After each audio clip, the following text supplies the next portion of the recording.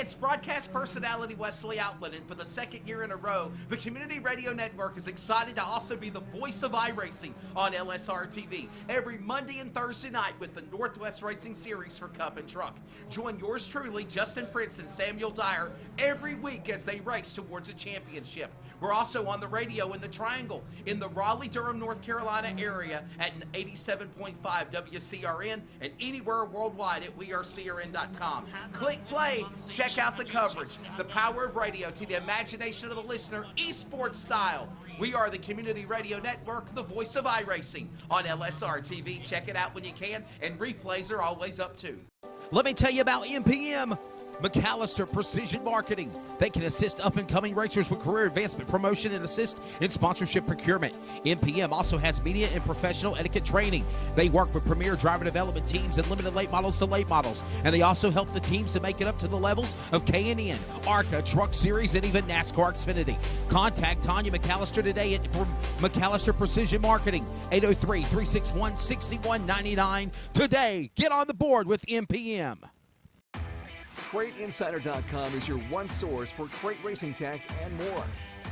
Whether you currently race with a crate engine or you are thinking about getting into the sport, our website has what you need. CrateInsider.com has tech videos, interviews with experts, and the best products in the industry. Dyno tested and proven, so we know they are the best products for crate engines. Visit CrateInsider.com today to get on the fast track to victory lane. This is Finish Line. This episode is an exclusive production solely for the private, non-commercial use of our listening audience. Any publication, reproduction, transmission of the accounts without the express written consent or permission is restricted and prohibited. To hear this replay or other previous podcasts, download on iHeartRadio, iTunes Radio, and TuneIn. As always, this show is for you. Thank you for listening.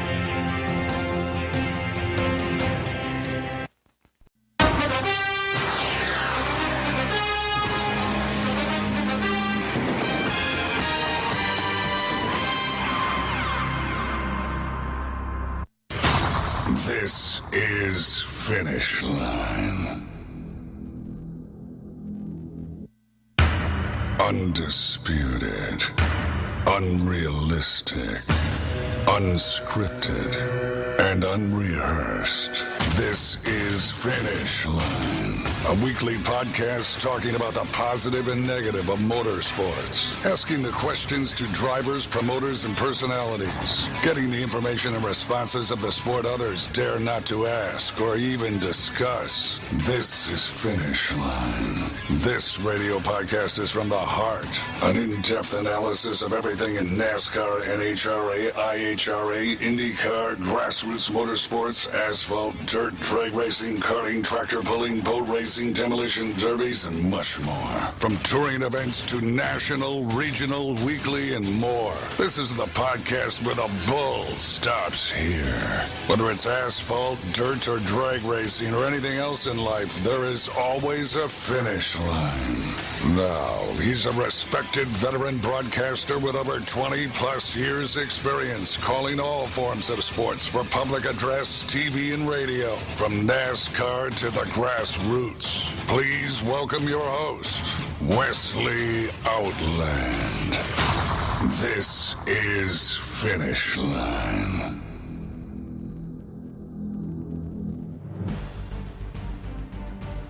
Hey, good afternoon, everybody. Welcome to May the 4th be with you. The May the 4th edition of Finish Line. I'm your host, Wesley Outland. Hey, it's Darlington weekend. It's throwback weekend. You're in the hot seat. We do this every Wednesday afternoon. We talk about everybody in motorsports, from NASCAR to grassroots and so much more. It is the Finish Line Motorsports Show. Fox Sports Radio affiliates across North Carolina, iHeartRadio Sports, Community Radio Network, and of course, also thanks to LSR Productions. Facebook, we're live! And we're also on YouTube and a whole bunch of other things. I always wanted to say that. May the 4th be with you, Charles. Charles is in the background. He's our producer. What's up, brother?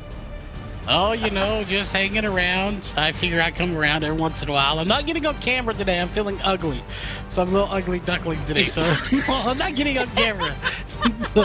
So sorry for the guests. I don't want to scare anyone off. Did you literally just say you're feeling ugly? Like, literally, you're feeling ugly? Oh, my. He said he's feeling ugly, people.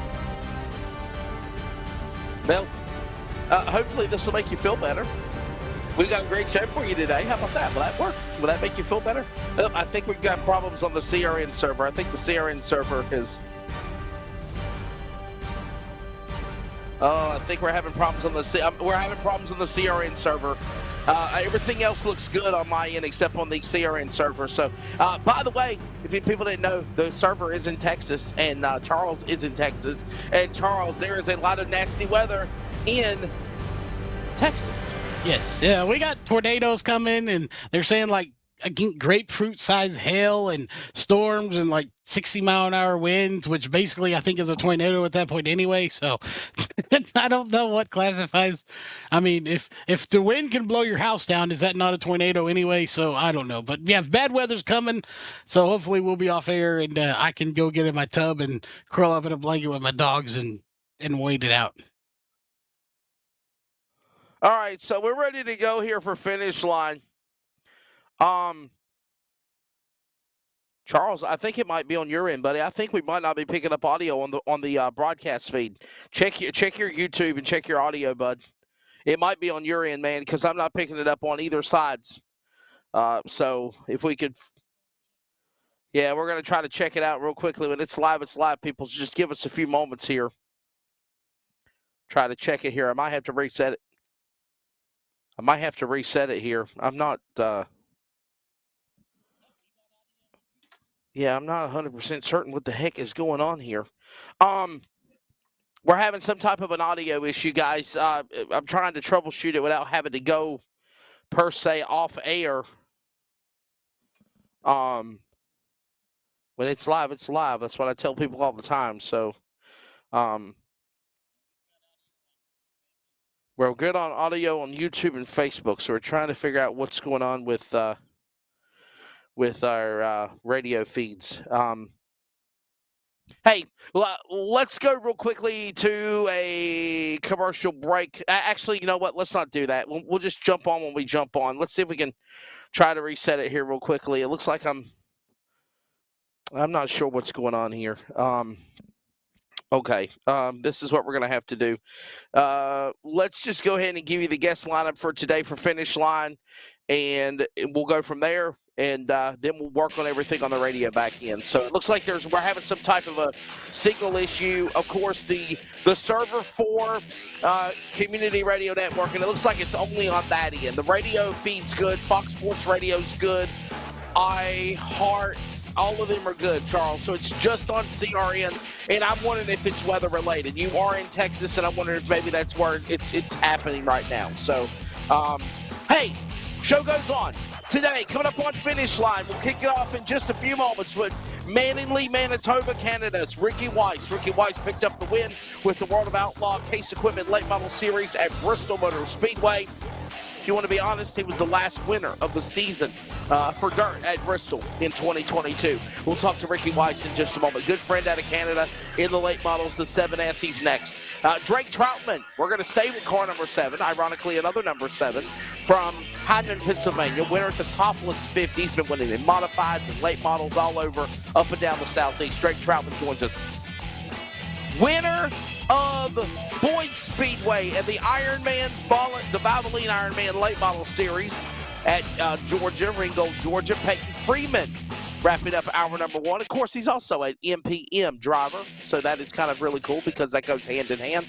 Thanks to Tanya McAllister and MPM Marketing. Then we go right into hour number 2. All right, hour number 2. And that's why we don't need these technical issues, Charles, because we got to get off the air quickly. Hour number 2 includes Dan Speeney. Dan Speeney out of course King, North Carolina, going to be joining us originally from Pennsylvania. Winner of the Carolina Crate Modifieds at the Carolina 250 over the weekend. Mason Maggio 2 wins now in the Carolina Pro Late Model Series. He's going to be joining us on the program. What a good year. What a battle him and Josh Lauder put on, battling side by side, side by side, side by side. Man, it was epic. And finally, it is NASCAR Throwback Weekend for the Goodyear 400 at Darlington Raceway. That's why I got the backdrop behind me here. See Richard Petty's car? Look at this right here. Yeah. Hey, Charles, it matches the color. It matches the color of my shirt. Look at that. So, anyhow, coming up at the end of the show, we're going to have on Danny Lockamy as well. So all of that going on and more for the Finish Line Motorsports Show. So we're having some type of all right, I'm resetting everything on the CRN side. Everything else is good. So let's go right to the phone line and get things started with our first video caller of the afternoon. Ladies and gentlemen, out of Manningley, Manitoba, it is Mr. Ricky Weiss. We'll have the archives up of the show. If we have to do a replay on the CRN feed, we will do that. For some reason, we're having some audio issues just on the CRN feed. Everything else is coming in good. Video's good. Ricky, can you hear me? May the 4th be with you, brother. Of course, yeah, I can hear you, bud. It's always good catching up with you. Ricky, what a job, dude. Bristol Motor Speedway. I mean, if you're going to win a big World of Outlaw event, why not be Bristol? Yeah, I mean, that one was definitely special to us. We were so close, in the prior weeks at the XR races, and we just really wanted to get that win and, check it off. And Bristol just happened to be, it's nice and close to where our shop's at right now. And yeah, it's definitely going to be one of those ones that we'll never forget. So this is what a lot of people don't know.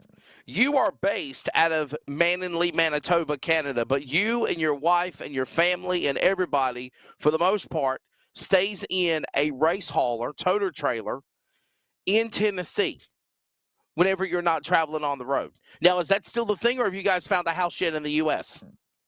We have found a house, yep, just outside of, or just in Tennessee, just outside of Crossville. And we bought it, my parents bought it last year, and it had a shop, and we've been working real hard, making it to where we can work out of it and add it on a little bit. And it's just been really, really hard to race and do all that at the same time. But I think we're finally winding down on things we need to do to make it work. And I think it's nice to be able to, after a week, and get out of that truck and come and have a place called home. So. Yeah, because for the longest time, Ricky, you would literally you and the family would live in the toter trailer. You would pull over on the side of the roads or find rest areas. You'd pull the cars out. You'd work on things in the cars with the shop. And, that luxury now of having a place called home, and it's not in a toter trailer, a traveling circus, if you will, it's got to make things so much more, obviously you could do it on the road. You can do it. You proved it. But there's nothing like being at home, right? There's nothing like being able to know that you're going to one track, but you're going back home after you finish up for the weekend. Yeah, for sure. I mean, when you pack up and you look at the guys and you go, well, you want to sleep here tonight, in this little bed, and or do you want to truck on home and 4 or 5 hours we can be home and wake up, sleep in, have a long shower. It just, home is different than the truck. I mean, can you make it work? Sure you can. Are these trucks, nice? Are they, could you buy a home or buy a house for what these things cost going up and down the road? Sure, but you need it. It's our garage on wheels, and we did it for many years, and now it's just nice to be able to come back, wash up, regroup, and restock everything and go again. Let's talk a little bit here on Finish Line as Ricky Weiss is joining us here. How'd you got your career started? Where you came from? I know you're a Canadian, friend of the North, but, what's it been like, coming from Canada, running all over the U.S.? And for the most part now, whenever the World of Outlaw Case Equipment Late Model Series is in town, or if it's a big show, know that Ricky Weiss is coming. And they call you the Manitoba Missile, am I correct? Yep. No, that's correct. I mean, coming from Canada, it definitely, there's a couple more hoops you got to jump through to do what we do.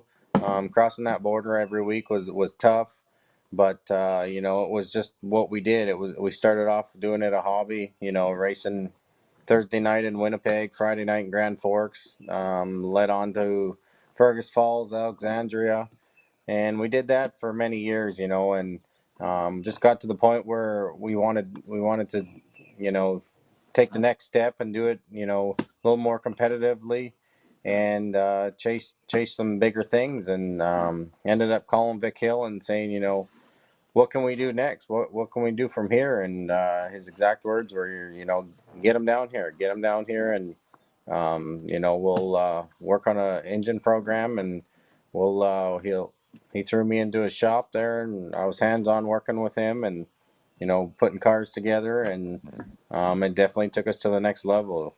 For the first couple of years, we were just kind of feeling out the tracks and trying to get used to the red dirt versus what I'm used to back at home is all that black stuff, and the tire rules different up here, and just a whole bunch more stuff that a lot of people just oversee, and we seem to excel quite quickly, and just kept taking little baby steps from there, and here we are. And I have been informed by my producer in the back end that we are back live on the CRN feed. So, Charles, there is some nasty weather in Texas, and Ricky, we do apologize for that. We're live on some things, and we're a little late coming on for others. You can't help the weather. Obviously, Mother Nature has been a roller coaster this year. Matter of fact, Texas batting down the hatches. Charles, you are going to be in my prayers, buddy, because I know that looks like some pretty nasty weather coming your way. Your question for Ricky Weiss, as always, here on Finish Line. If he's watched it all, he knows I'm going to ask something totally probably stupid and off the walls. But, I haven't got to talk to a whole lot of people from Canada. So I love maple syrup and anything to do with pancakes. My question is maple syrup really as popular and just put it on everything in Canada as we're led to believe here in the U.S.? No, totally non-racing related, but thank you, Ricky. Go ahead.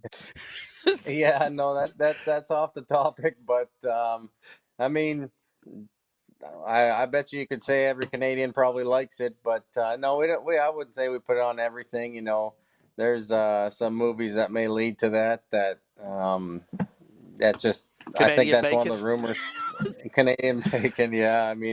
There's a couple rumors. We live in igloos and stuff like that, but no, that's not the case. And but I'll definitely tell you, I gotta have syrup if I'm gonna have some pancakes or waffles. That's it. I'm suing Warner Brothers.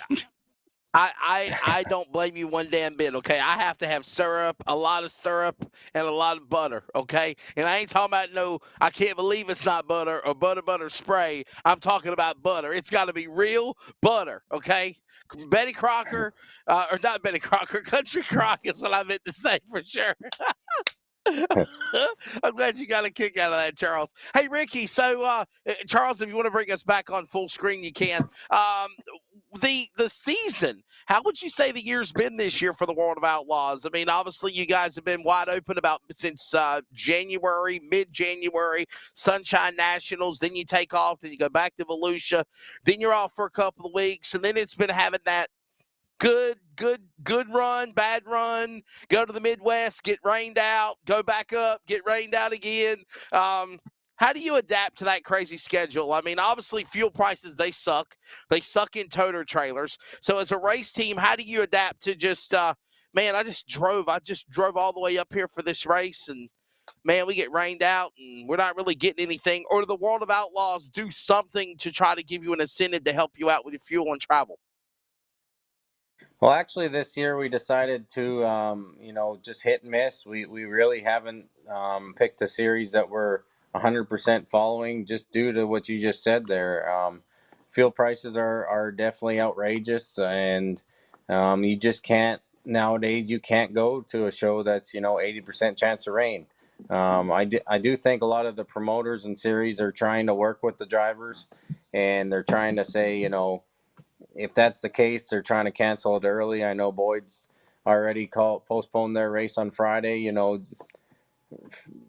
for just those reasons. You just can't be going to these races, traveling 3, 4, 5, 6, 7 hours and get rained out, get postponed, So it's really played a toll this year in, all series, all drivers. The cost of everything, tires, fuel, diesel, everything has gone up. And I really just wish it would come down, so we could continue doing what we want to do. And you're always going to get, you're always going to get the guys that are going to do it no matter what. But I just don't want to see, some of the smaller teams and smaller guys, start leaving this stuff behind and start. I like the bigger car counts. I like the bigger events and the bigger shows. And I always thought, the more competition, the better we're going to be as a team.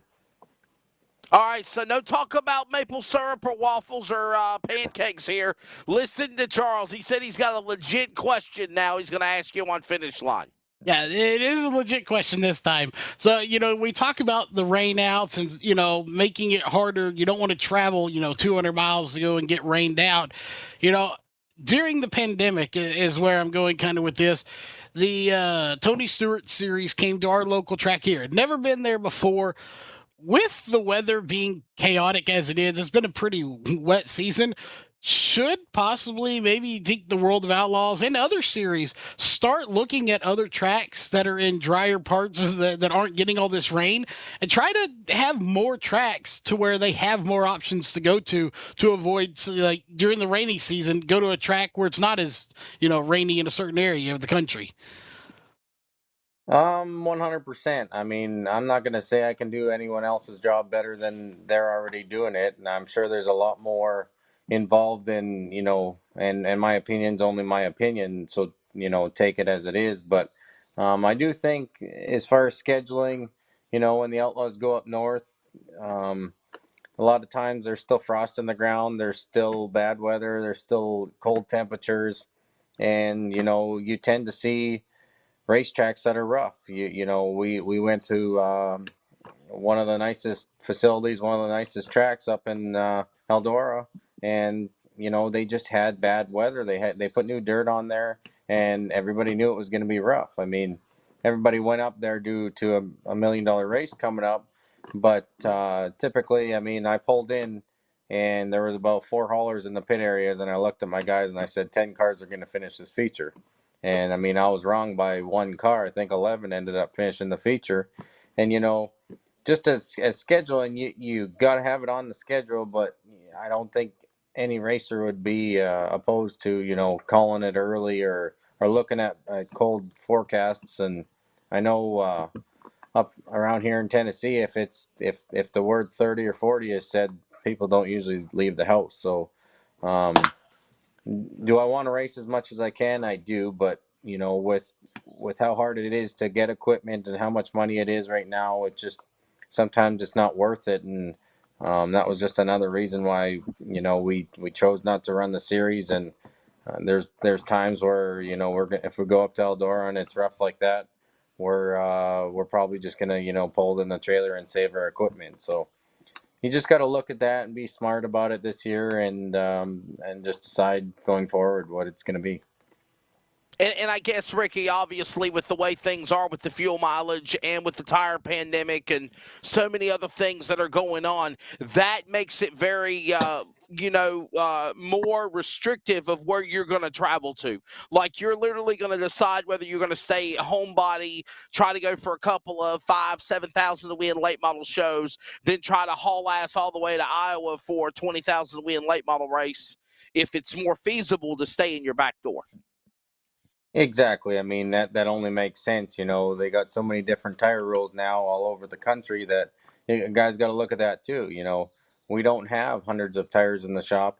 So, if I'm going to go down the road for 4 hours and run 1350, 1600s, well, then it means, I can't go turn around and go up north because they're going to be running on 20s and 40s, and that makes it tough. I really wish the series could get along and maybe make 3-4 total tires that would work anywhere in the country, that if a guy wanted to go out and spend money on tires, he could go anywhere. I truly believe we would have had 30 or more cars in Bristol last weekend had they not picked the tire rule they did. I don't think, for that circumstances, those tires seemed to hold up great, and they did their job. And that's, looking at Hoosier's job, that's what they want. They don't want right front blowouts. They don't want, tire failures. So this is the tire for that track. But nobody local came to that show for the simple fact that they didn't want to go buy Right. 2 sets of tires to run. So that makes it tough for, again, the local guy. And for sure that all those racers really wanted to make some laps around Bristol and try to make a name. So, Ricky, I got a question for you. What has it been like running with guys like, of course, obviously Kyle Larson, defending NASCAR Cup Series champion, but he's got so many successes on dirt, running pavement, running sprint cars. He kind of had something happen at Bristol where a lot of people were kind of ticked off at World Racing Group over it. They felt like they were rushing him to get to the line, or some people felt like, well, he deserves special treatment because he's there trying to put on the show and he's NASCAR and this and that. And in addition to that question, what's it been like running with guys like Larson or William Byron or, any of these guys? Ricky Stenhouse, I think, comes to mind. I think I've seen Chase Briscoe race some grassroots racing. Seeing these NASCAR guys step out of their roots, if you will, or out of their element, running full-time in Cup and running with you guys on the short track level. What does that mean to the sport, you think? I mean, I think it just shows how competitive and how talented that all these dirt racers are. I mean, yeah, for instance, Kyle Larson can win in anything he jumps in. It don't matter if he's in a wheelbarrow or if he's in a late model or a sprint car. He'll win and he'll exceed in anything, and he's proven that. And I was probably the first one to say, well, this could be interesting to see him jump in a late model, because I've heard that late models are tougher to drive, as far as a sprint car, you don't got the wing on the top, and he proved me wrong. He went out there and he won that race, and I mean, at Bristol, he was. Don't get me wrong, I don't feel that they should have any special treatment. Sure. The rule is the rule. He was late. That is what it is. I mean, they can say what they want on, well, I'm double dutying. I mean, well, I work on my own cars, so you jump out of one car, you get in the other one. Well, how come the next day, he was the first car up there, he made it there plenty of time. But I mean, nobody's going to be happy about it at the time. You go stick a microphone in their face before they get out of that car, they're going to be tempered. He didn't end up finishing the race. He probably would have won that race. You know, I think the interview would have been a little bit different had he gave him 10 minutes to think about it. As far as, other drivers, I just strongly agree that Larson did it the right way. I mean, he went out and tested. He went out and, shook it down and came and came to win.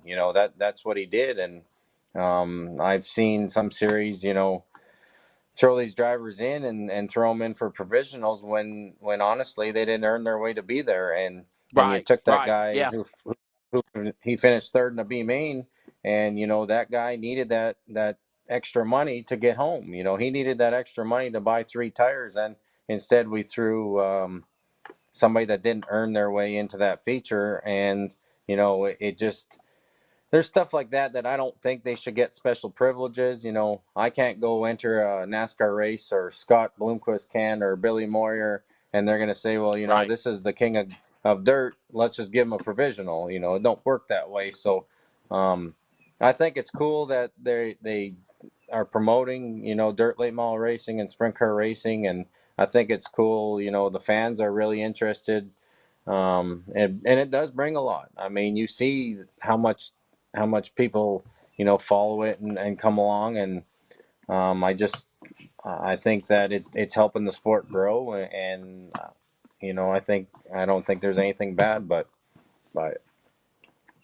We're trying to connect to Drake Troutman. He's coming up here next. We're getting him on the line.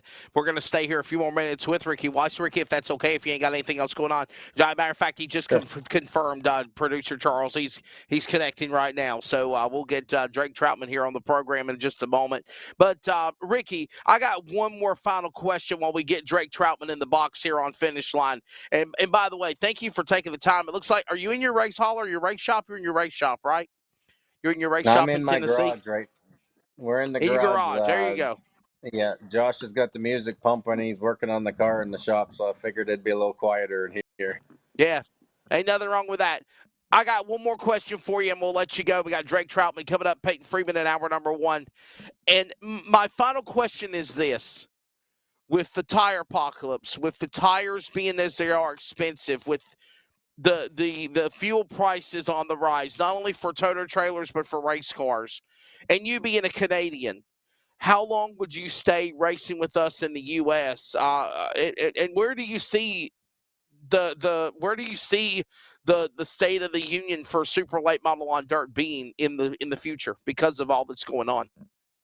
All that's coming on, and it really, like I said, it really makes it tough. You really you're not looking at what it is to win anymore. You're looking at what it is to start, and you're looking at the payout down the field. And the XR series has really come aboard, and everybody knows, social media and pay-per-view and all that is huge now. A lot of people are staying home and they're watching it, and he's been putting money back to the purse, and we're racing for 25, 50 grand instead of 10, and it's 2,500 to start. And I think if they continue that and these other series, learn a little bit from that and give back to the drivers, that I think it'll be just fine. Hopefully we can get over this stuff, and Hoosier can get caught up on tires, and Risco can get caught up on aluminum, and all the engine builders can get caught up on their parts, and that way you don't have to try to stockpile these. I mean, every dollar we get, we're literally buying parts to have them sit on the floor just in case. We buy winter's rear ends, and we got 2 or 3 sitting on the floor just in case something happens, and that really makes it tough. You can't. It's tough to enjoy it. It's tough. You got to look 3-4 weeks ahead and try to order tires and make multiple trips, and I mean, it just ends up wasting money at the end of the day. But that's what we got to do to get through this. So, one thing before we log off here, I just would like to thank all my sponsors, and because without them, I mean, I wouldn't be here Certainly. sitting talking to you. And Dryden has been a real big part of our team. LG Transport, G-Style Transport, Wiesner Trucking. We got Total Works Trucking Equipment, Turk Trucking. He's been a real big part of our team. J&C Properties. We got KRC, RHR Swag, Derek Sandblasting. We got Alden Auto. There's so many people that really have been a huge part of our team. Rod Fair. That a lot of these people, support me to do what I love to do, and they're able to, being north of the border, they're able to watch us online and cheer us on. I mean, when you win a race at Bristol, I got so much support, and I try to message every one of them back and say thanks, and just, people like that just keep your spirits up. And Josh has been really good in the shop this year, and our team's just been really gelling, and hopefully we can just keep it rolling. And it's been great. Well, Ricky, buddy, it's been awesome having you here on Finish Line. Thanks for taking the time out of your crazy schedule. And where are you going to this weekend? Were you going to go to Boyd's, and now that's kind of changed, so you're kind of hanging back? Or are you thinking of going elsewhere? Where are you going? We were thinking of Boyd's, obviously.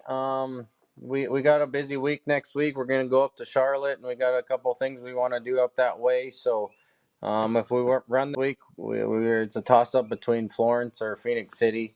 And, that's one of the deals where I guess we're just going to, when time gets closer, we'll look at the weather and decide from there. And if we don't run, we know we got a busy week next week. So yeah, I And don't want mind to you, burn the guys out too in much. closing, and I'm sorry, Ricky, and mind you, in closing, buddy, that's a haul. Either way, you're either going to Florence, Kentucky, or you're going down to Phoenix City, Alabama.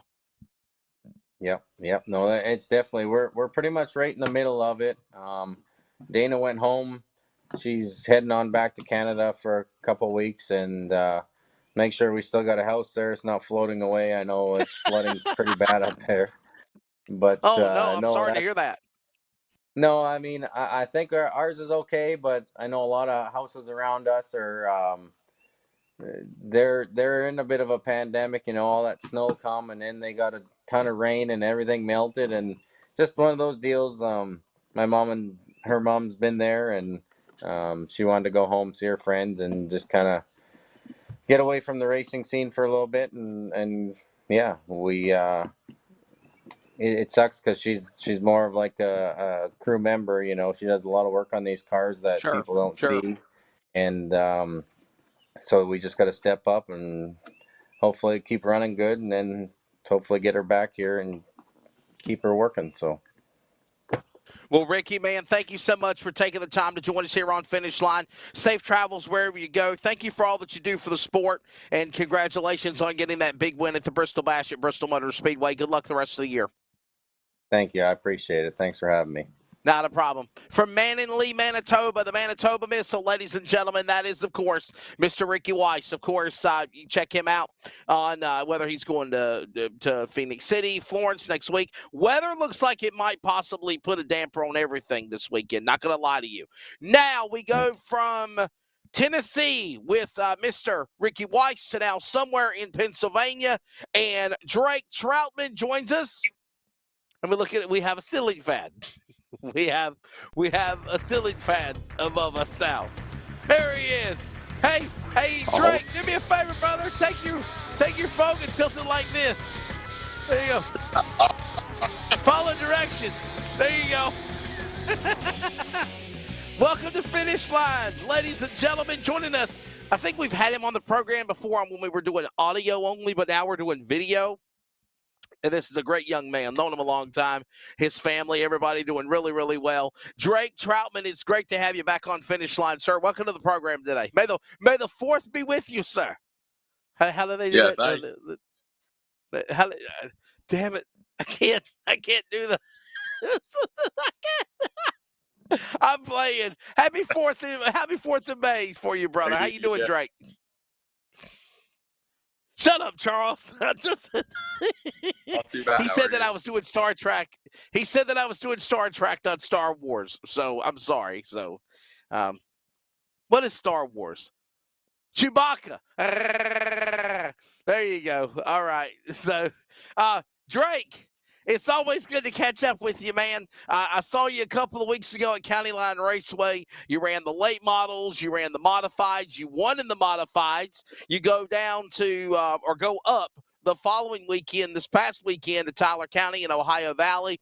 You pick up the win in the Topless 50 at Tyler County Speedway. Do you even realize how big that race is? I mean, that's one of the most prestigious, longest running super late model races in the country. And it doesn't matter about money. It doesn't matter about money, but it's what it pays to win is obsolete. But to know the history and the knowledge of that race, how does that mean for you being a Topless 50 winner? Oh man, it was huge. It was just a dream come true. Never really expected to go down there and pick up the win, of course. I mean, I felt like we could go down there and maybe run top 3, maybe top 5, but about halfway through that race, I figured I was just going to run second, and we hit live traffic, and I was just able to maneuver a little bit better than what he could, and it worked out in my favor. definitely. Well, listen, Drake, man, you run late models, you run modifieds. By the way, we were supposed to have Peyton Freeman at 140.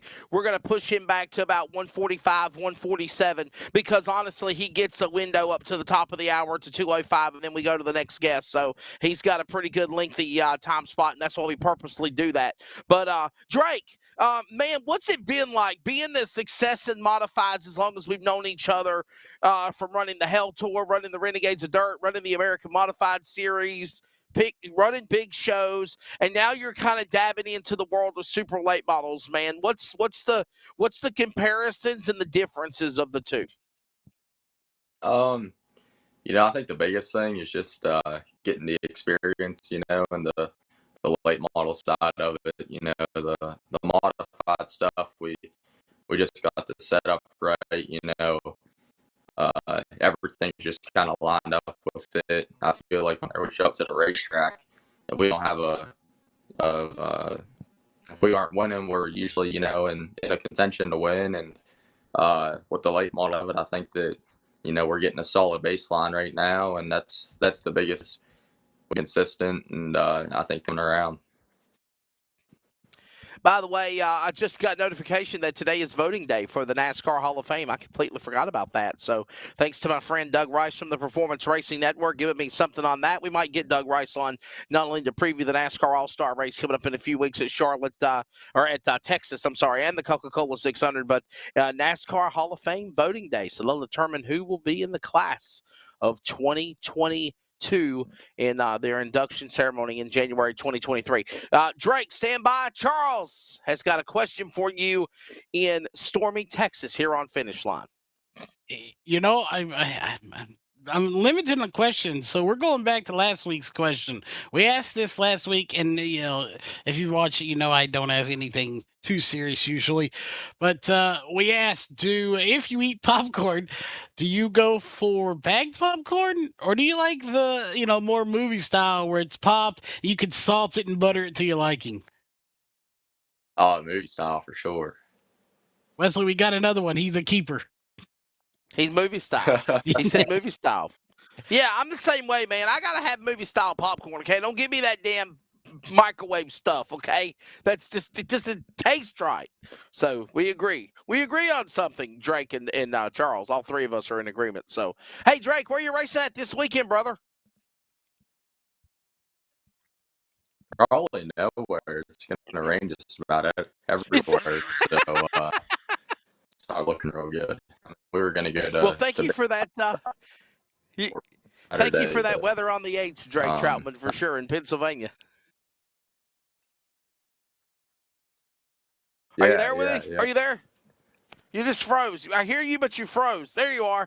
There you go. We moved you too far. Move about 2 feet to the left. There you go. Just kind of. Yeah, there you go. I'm trying to make sure you don't freeze. I'm playing, my friend. You stay right where you're at for sure. Hey, are you at home? Yeah, I am. The Wi-Fi here is not very spot on. We don't have cell phone service, so we got to rely on the Wi-Fi. I got you. That's what I try to tell so many people. And finally, Charles made me learn this lesson a couple of years ago. Just because you have internet doesn't mean that it's capable of doing all the things that you really need it to do. You got to have fast internet. You got to have fiber optic cables and all the other stuff that's going on. Hi-Fi and Wi-Fi and Mi-Fi. Do I? I said that's for sure. I'm not listening to you, Charles. Don't give Charles the satisfaction. Hey, Drake, so running late models, running modifieds, I got to ask you, because I think you've ran County Line Raceway a couple of times. What do you think of that place in Elm City, North Carolina? For the modified stuff, I felt like it really raced good. Late model stuff was pretty on the bottom. That place, it's different. It's got some different characteristics to it for sure, but I mean, it's been pretty good to me, so can't complain. Well, I'll tell you what, that is a fun racetrack, and I tell everybody that that's home. That's where I got my career started at announcing long time ago, and it was so cool to be able to go back there. That was a last-minute addition to be asked to go up there and be a part of the Flow Racing broadcast, and seeing you and seeing your mom and everyone. And I want to say this, and I don't want to make you become emotional, but I know you've been through a lot. COVID has been a bad year, last couple of years for y'all. Your father passed away. He meant so much to you for what you do in your legacy and your career. I know he had a good career as well. What do you take from what you learned from your dad or the memories you had with your father to make you be the race car driver, to be the man that you are today, Drake Troutman? Just after, you got to put in the hours, and whenever you're winning races, you still got to work hard in the shop and try to get that much better for the next week, because everyone else is working that. They're still working too. So just got to stay after things and put in the hours and talk to the right people and make sure you got the right people behind you to keep things rolling. I'll tell you, we have a lot of things that are going on here that are going on in our country. And one of the things that me and Ricky Weiss was talking about was the crazy upcharge of fuel prices and gas and travel and everything else. Drake, does that kind of make you be kind of, precise on where you decide to go to, or as long as you're in the area, you might go to this racetrack? I mean, like, what made the decision to come to County Line Raceway with you being a driver out of Hyman, Pennsylvania? What made the trip to come down to North Carolina? And are we just going to see you just hit big races? You're not going to try to run for a touring championship this year in late models and modifieds? Yeah, we're just gonna bounce around, with the modified stuff. We're just gonna hit the bigger races and we can go to and at least try to make some money. It's hard for with that modified, because most people pay 600, 800, maybe 1,000. I mean, the way that things are right now in the economy, you got to win to break even. I mean, tires are $200 a piece now, and I mean, every single lap that you make on those motors are about $25. So things are just out of hand, really, and I feel like the late model side of things are really coming around. You can go race the XR series for $25,000, $50,000 whenever they race. You can go race Flow for $22,000. Where the modified stuff really just hasn't came around. I mean, we're still racing for the same purchase that we've raced for back in 2010. Sure. Well, I mean, like for instance, a prime example, Drake, and I don't mean to cut you off here, but a couple of weeks ago, you were at County Line Raceway. You went down to County Line Raceway with the Ultimate Super Late Model Series. That paid $5,000 to win Tar River Rumble. You ran the Dirt Car Modifieds. That paid $2,000 to win. You won $2,000. I think you finished in the top 10 in the Super Late Model event. Then you go 2 days later, you and Austin Holcomb up to Eldora Speedway. Now he wins the race for the modifieds. He doesn't run a late model, but you run both. You know, who ended up winning? Wasn't it Brandon Overton? I think ended up winning the super late model race. That's $20,022. $22,022 he pocketed. And then you run a modified event, Drake, which probably had more cars than the late models did. And Austin Holcomb, and I love Austin to death. I love awesome Austin. Definitely. Though it was a great show, and it's the hype and the excitement, and hey, man, we won Eldora. It only paid $1,000 to win. What kind of shit is that? Pardon my language, but I mean, wow. They got to realize that there's so much money that goes into these modified cars as much as goes into the late models. Would you agree with me, bud? Yeah, I think that we're just kind of, the modified people are just kind of the guinea pigs to, we're the four cylinders at a local racetrack. You know what I mean? With these big shows. And I think that in order to keep things going, like I mean, that's great. It flows 22 grand. But at least for the amount of cars, Volusia's the same way. You go down there for 6 and they pay, $1,200 every night, and they're 20 cars. Why not pay 2, 3? But people keep going. So would they? Just one of those deals. Yeah. And I don't think people stop young and supporting these events. Which Definitely. I'm grateful that they give us a place to race, but I feel like it's time to go ahead and get things, start upping them in this modified world too. And the fact of the matter is if we don't start taking care of these guys like this right here with the modifieds and the late models and the hobby stocks here, the crate late models, Charles, I'll bring you in here, and we got Peyton Freeman coming up next, another dirt racer. They will park. They will park. There's guys that I know that are like, we've got the cars, Wesley. We've got the cars at home. We're just tired of going somewhere for no money. Or we're tired of spending all of our money on parts and fuel and tires and everything else, and we are not feeling like we are being taken care of in the process. It's kind of like what a lot of people feel about the streaming deal. You got to take care of the promoters. You got to take care of the fans. You got to take care of the product.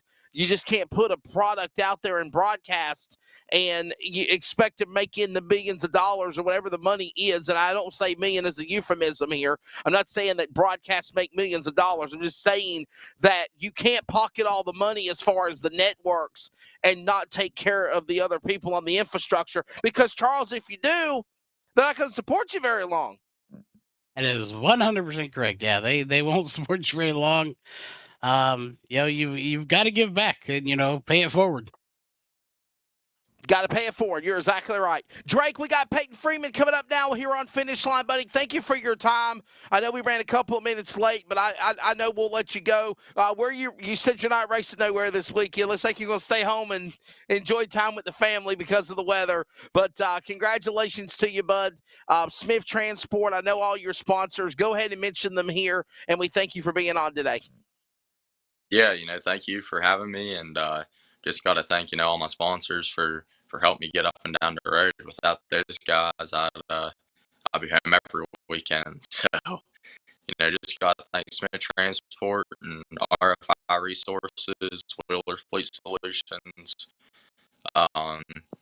Schaefer Construction, DNR Trucking, Clores Notary, MB Customs Race Cars, LaSalle's Racing Engines, Thunderhill Trucking, Shoes Diesel Performance, just I-65 Transport, Legendary GT, Clores Notary, Merkel's Wing Prayer, just everyone involved, and of course all my crew. All right, buddy. Thank you very much. Ladies and gentlemen, from Hindman, Pennsylvania, the 7S machine, that is Drake Troutman, the kid. Well, he's growing up. We might not be calling him the kid anymore. We got to call him something else soon. So, Drake, love you, buddy. Thank you for being on Finish Line. We'll see you at a race sometime soon, bud. Yep, thank you.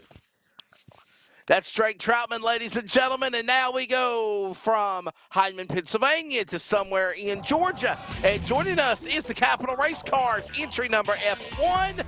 Peyton Freeman is joining us now on Finish Line. Picked up a big win over the weekend at Boyd Speedway with the Valvoline Ironman Late Model Series. And also, he is a proud partner with my good longtime friend and sponsor colleague of MPM Marketing. That is Market with MPM with Tanya McAllister. Peyton Freeman, we've had you on Finish Line via phone call before, but now we're doing video. How you doing today, sir? I'm good. How are you? I'm doing well, my friend. Are you in your toter trailer, or is that in the house?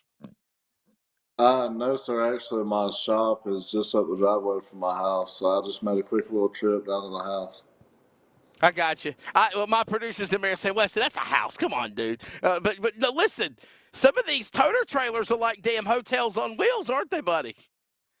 Oh, yeah, the newer ones especially. Heck, they got so many slide outs on them and everything. It's about as big as a little house. So driving a Capital race car, obviously Marshall Green, very known in the racing industry for all he's done. Capital race car chassis are so popular. And then we see you now also, going in more of a regional touring level, not staying more locally like at Livonia, Toccoa, tracks down in that part. What's it been like traveling, Peyton Freeman, on the circuit? And I feel like it's building up your confidence with obviously a win at Boyd's over the weekend. Yes, sir. Anytime you can race against those guys that are or that have been doing it longer than you have, or the guys that are really good, even at like the Castrol races and things like that.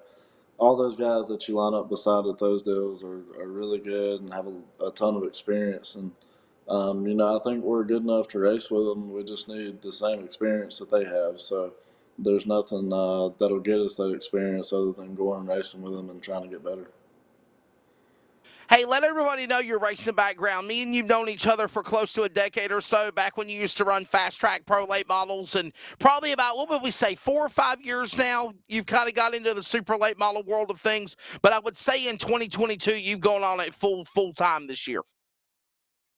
Yes, sir. So I started when I was 10 years old in a 4-cylinder, and then, of course, moved to the crate and everything like that. And did crate and limited there for a little bit. And then I think when I was 15, I had a supercar there. Probably ran a handful of regional races, maybe. And I think that was the year that we had the shop deal where it burnt. And I kind of went back to crate racing, limited racing there for a little while, and then this past year in 2021 was actually my first full year in super. So this year, we've got a lot more experience with the super deal, and not only that, but just traveling and all that good stuff. So we're looking to build off of what we were able to do last year and what we've done at the start of this year.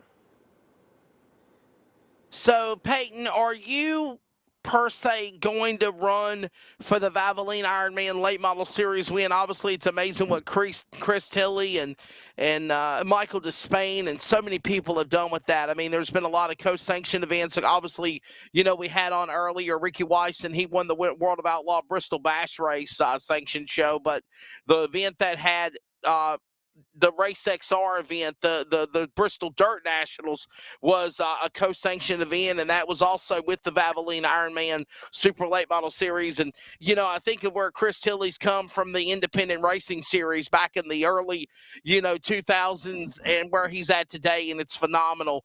And just continuing to build up the legacy. And he has the Late Model Series, he has the Modified Series. Do you run that tour, or do you basically, Peyton, pick and choose where it is you want to go race at for the money? I think Chris and his guys do an excellent job with their Ironman series. Me and Chris are excellent friends, and we've known each other for a while. And like I say, they're doing a great job with that. But man, really, there's so many good races around my house that are 2 hours, hour and a half, whatever it might be, for decent money. They're all paying, $5, $7, $10,000. I can run up to the Carolinas or even South Georgia or Alabama or Tennessee, wherever it might be, within 2 or 3 hours of the house and race for really good money. So, right now, I don't think it makes a ton of sense for us to follow a series or anything. But with that being said, we're definitely looking forward to racing some more Chris's races when they make sense, and as well as some of these other series races, the bigger races like the Castrol races, the Eldora races, just whatever makes sense at the time and whatever is going to help us get experience and make us better going forward. Again, Peyton Freeman joining us here on Finish Line. If you want to bring us back side by side together, Charles, and what kind of question do you have for our buddy out of Commerce, Georgia? I'm running out of questions here. That's a bad thing. So, well, it was popcorn last week. It was popcorn last week. I'm just gonna go with the generic question here. It's not really generic. If you subscribe to any of the streaming services, do you have one that's your favorite out there, like Dirt Vision, Flow Racing? Do you subscribe to any of them, and which one's probably your favorite? That's a good question. Yeah, for sure. We're subscribed to all of them. I guess Flow would probably be my favorite. Them guys do a really good job with their deal. Between the pre-race show and You know, the little interviews and everything throughout the night, I think make it all really interesting, and they do a good job keeping the people at home up to date. And can I say something here as well? When Michael Rigsby and Derek Kessinger and the powers that be do the pre-race show, Peyton, it's not 2 hours long. Right. And this is what I find so many people, I'm getting on a soapbox here. This is what I find with so many people that are so aggravated, or not the word is aggravated, Charles and Peyton. They're exhausted with NASCAR. And the reason why is you're showing 3 hours of pre-race entertainment. By the time you finally drop the green flag, people are tired. People don't want to follow it. I can tell you how many people I've said the Nielsen ratings jump up after pre-race show to the live race itself. When you watch Flow Racing Night in America, and I'm not in any way tooting their horn or plugging them here, but like Peyton said, you get them on the air. They're on 20 minutes before the hot lap start. They give you a preview. They might have a couple of interviews, and bam, bam, bam, bam, bam. Cars are on the racetrack, and racing is underway. The only time there's a delay in dirt racing is if there's an issue with weather. Am I right, Peyton? That's exactly right. You know, those Castrol races, the Flow series, you know, they get the show on the road. That's for sure. You hot lap and then go to your trailer for maybe 5-10 minutes. You better be changing what you want to change because you're right back on the racetrack. And I think everyone that we've run, you know, we've got out of there. You know, heck, we've been done by 9:30, 10 o'clock at the latest. So that's one of the big pluses of running those deals. And like you say, they do a really good job with their coverage of the race and their pre-race shows. And Peyton, I would also say, give him credit where credit's due. It takes a team, and the leader of that team is the race director, Kelly Carlton. I've known Kelly Carlton for a very, very long time. We've sometimes have our differences of opinions on some things, but at the end of the day, I respect the man. I respect him for where he is at in this industry. I respect him for the position that he has and for the way he runs the show. He runs a tight ship. And another thing that I will say that I'm proud of is they're not, Charles, wasting 3, 4, 5 divisions. You got super late models, you got modifieds. Normally that's it. You might maybe get another class on the bottom barrel. No disrespect to a compact or a U-car division, but for the most part, it's late models and modifieds. And just like Peyton said, somebody that runs on the series, it's boom, boom, boom, boom, boom, boom, boom, and you're done. You're not running all night long. And mind you, also, I know they run a couple of weekend shows, but Flow Racing Night in America was based off of that midweek format that would prove that you can run midweek and still be successful and still make money. And by the way, they just ran races at Eldora and Brownstown, and I think they got races coming up next weekend. I think they got 3 races next weekend. Wednesday, Thursday, or Friday, or Tuesday, Wednesday, Thursday for Flow Racing Night in America. But, Peyton, a few more minutes with you. We got to take a break and get ready for hour number 2 as we move in with Dan Speeney coming up, Mason Maggio, and Danny Lockamy, NASCAR, and the Goodyear 400 NASCAR Throwback Weekend at Darlington Raceway, all on the way in hour 2. Tanya McAllister, MPM Marketing, what has she meant to you in your business, in your racing program, Peyton, since you've got hooked up with her? And by the way, I love the new racing driver suit you got, too, with MPM on the front.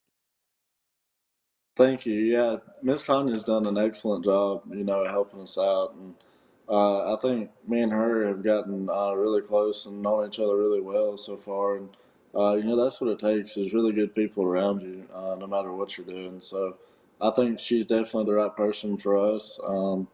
She's taken so much off of me, really. I mean, I don't have to worry about, you know, going to update Facebook after I qualify or going to update it after the race or whatever it might be, you know. And she stays on top of it and she handles all of that. And you know, we work on it together, of course, but you know, while I'm at the racetrack, she handles most of it. So that's been super nice. You know, it keeps everybody up to date on what we're doing and how we're doing. But at the same time, I'm able to handle what I need to handle at the racetrack, working on the car or whatever it might be. So, man, she's awesome, and her whole team, they just do a really good job, and they're really good at what they do. So, Peyton, what are some upcoming races for you coming up on the series, man? Where are we going to see you at in the F1 very soon? So this Saturday we'll be at Phoenix City, Alabama, for the Red Cook Spring National Race.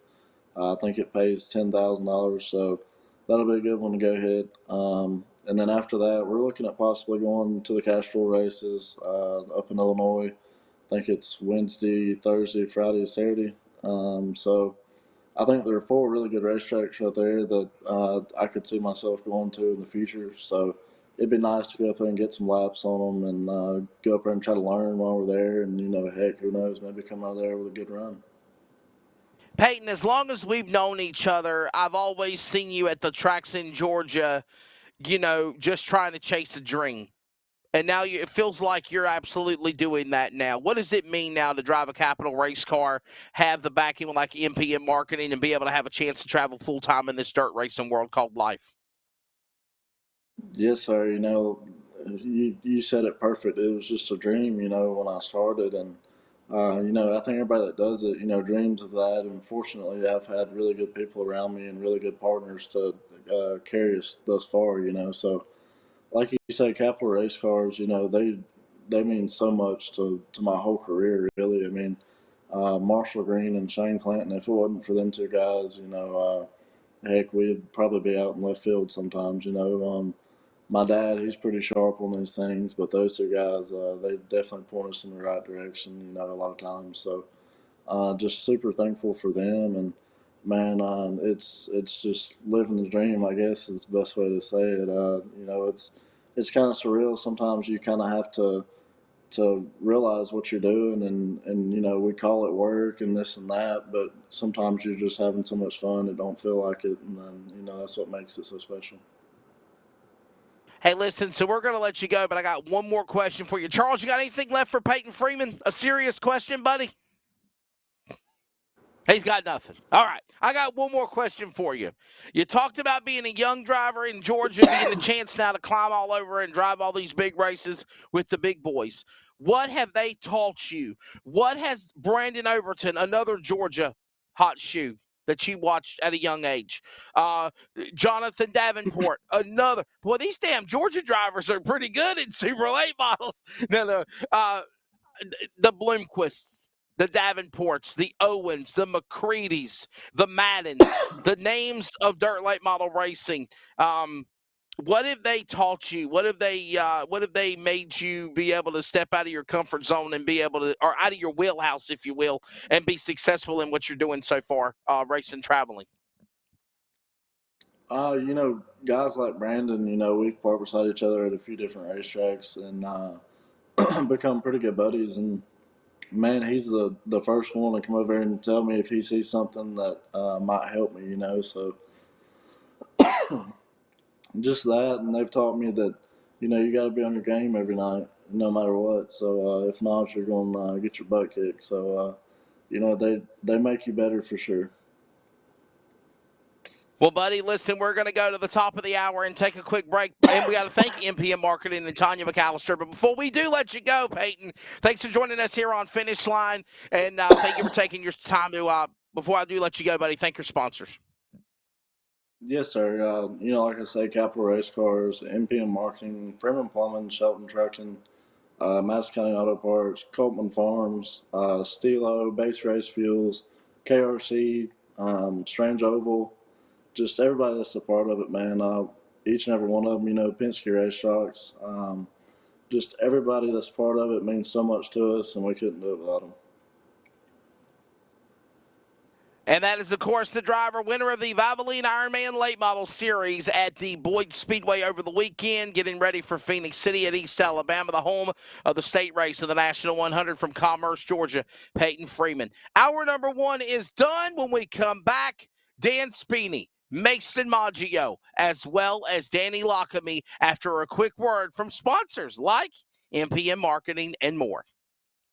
Hey, it's broadcast personality Wesley Outland, and for the second year in a row, the Community Radio Network is excited to also be the voice of iRacing on LSRTV every Monday and Thursday night with the Northwest Racing Series for Cup and Truck. Join yours truly, Justin Prince and Samuel Dyer, every week as they race towards a championship. We're also on the radio in the Triangle, in the Raleigh-Durham, North Carolina area at 87.5 WCRN and anywhere worldwide at wearecrn.com. Click play, check out the coverage, the power of radio to the imagination of the listener, esports style. We are the Community Radio Network, the voice of iRacing on LSR TV. Check it out when you can, and replays are always up too. Let me tell you about MPM, McAllister Precision Marketing. They can assist up-and-coming racers with career advancement, promotion, and assist in sponsorship procurement. MPM also has media and professional etiquette training. They work with premier driver development teams and limited late models to late models. And they also help the teams to make it up to the levels of K&N, ARCA, Truck Series, and even NASCAR Xfinity. Contact Tanya McAllister today at McAllister Precision Marketing, 803-361-6199. Today, get on the board with MPM. CrateInsider.com is your one source for crate racing tech and more. Whether you currently race with a crate engine or you are thinking about getting into the sport, our website has what you need.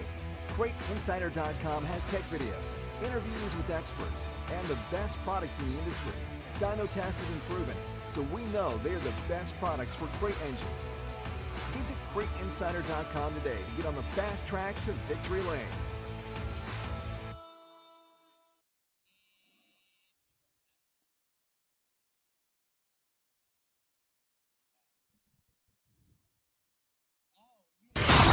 This is Finish Line. One day, Charles, you're going to catch on, brother. One day you will.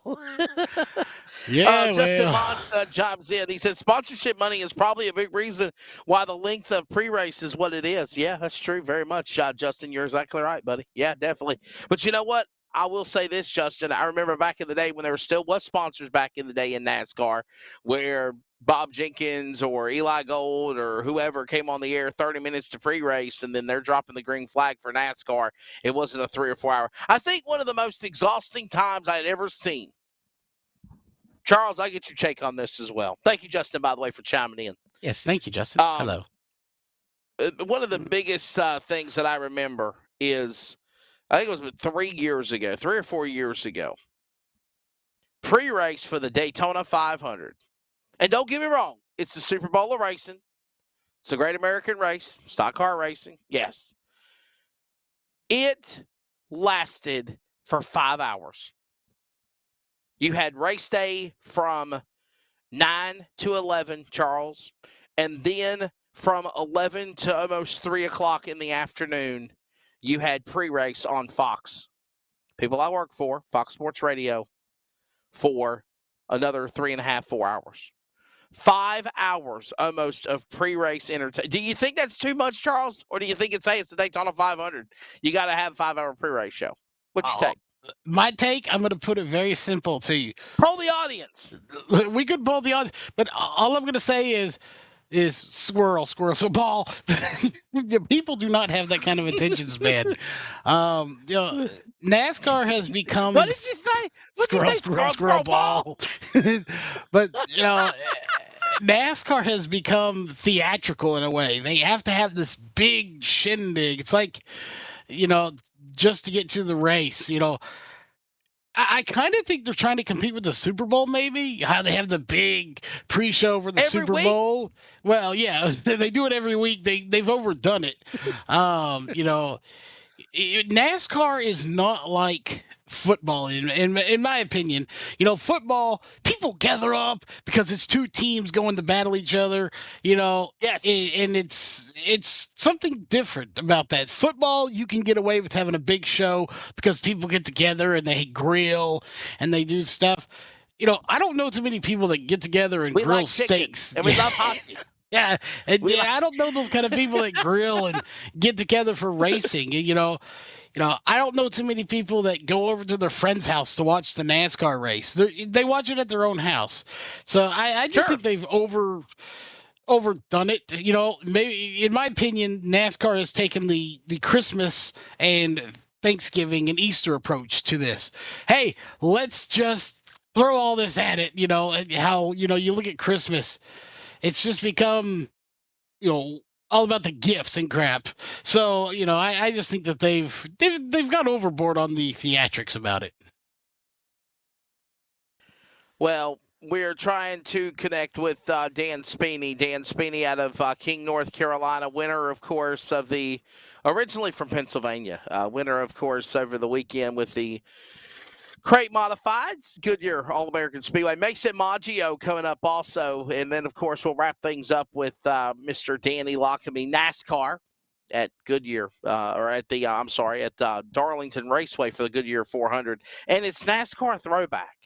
So, Charles, what is your I'd rather have an hour show in the midway outside the track like the speed stage provided, get the fans involved, make it an extra perk for your ticket. Oh, absolutely. I agree. I agree with you, Justin. Thank you. Yeah. I mean, I've been a part of that before.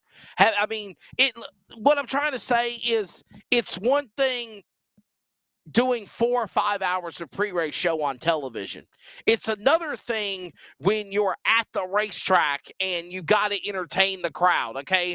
Because you got to remember, when they have a NASCAR race, they open up the grandstand 5, 6 hours, sometimes early before the race starts. So when the race, if the race starts at nighttime, let's say if it's a nighttime event, let's say if it's a 7 o'clock start time, they're going to open up the gates probably at 12 noon, 11 o'clock, 12 o'clock.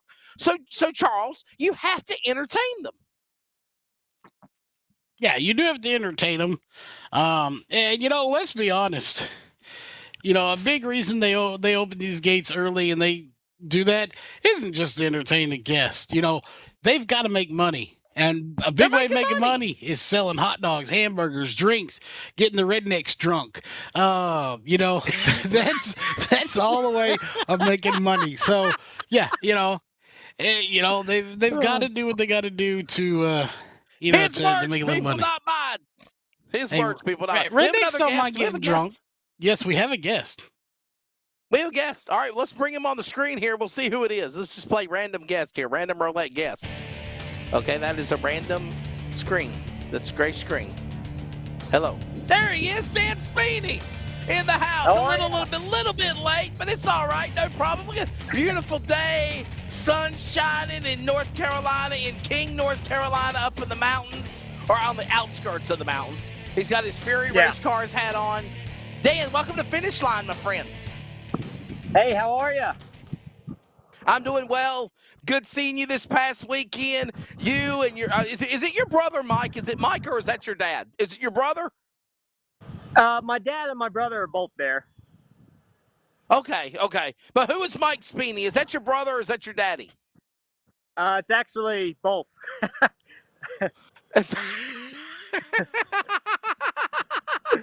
So it's he's your daddy. He's my daddy and he's my brother. There you go. Okay. So, and technically, hey, listen, he's a brother from another mother, right? Because he's got a different mama. So no, I'm messing, Dan. I'm playing. Thank you for taking the time. I know you got a crazy work schedule. Hey, listen, how cool was it to be a part of the Carolina Crate Mod second race of the year? Goodyear All-American. We've been on kind of a slump a little bit because of the weather and the car counts and the 602 modified program, though, buddy, I think it's on the rise. What's your take of that and winning at Jacksonville on Saturday night? Well, I'd like Ron for letting me drive his car. I wouldn't even be there if he didn't let me drive it.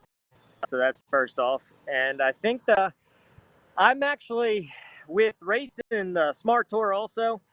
I've been pushing some of these guys that may not have the same experience that some of the front runners would have, and I'm trying to get some of these guys that are maybe towards the back half of the field to buy a 602 to actually start to create a little bit more car count for Wendy and Keith level as a feeder program to the Smart Tour.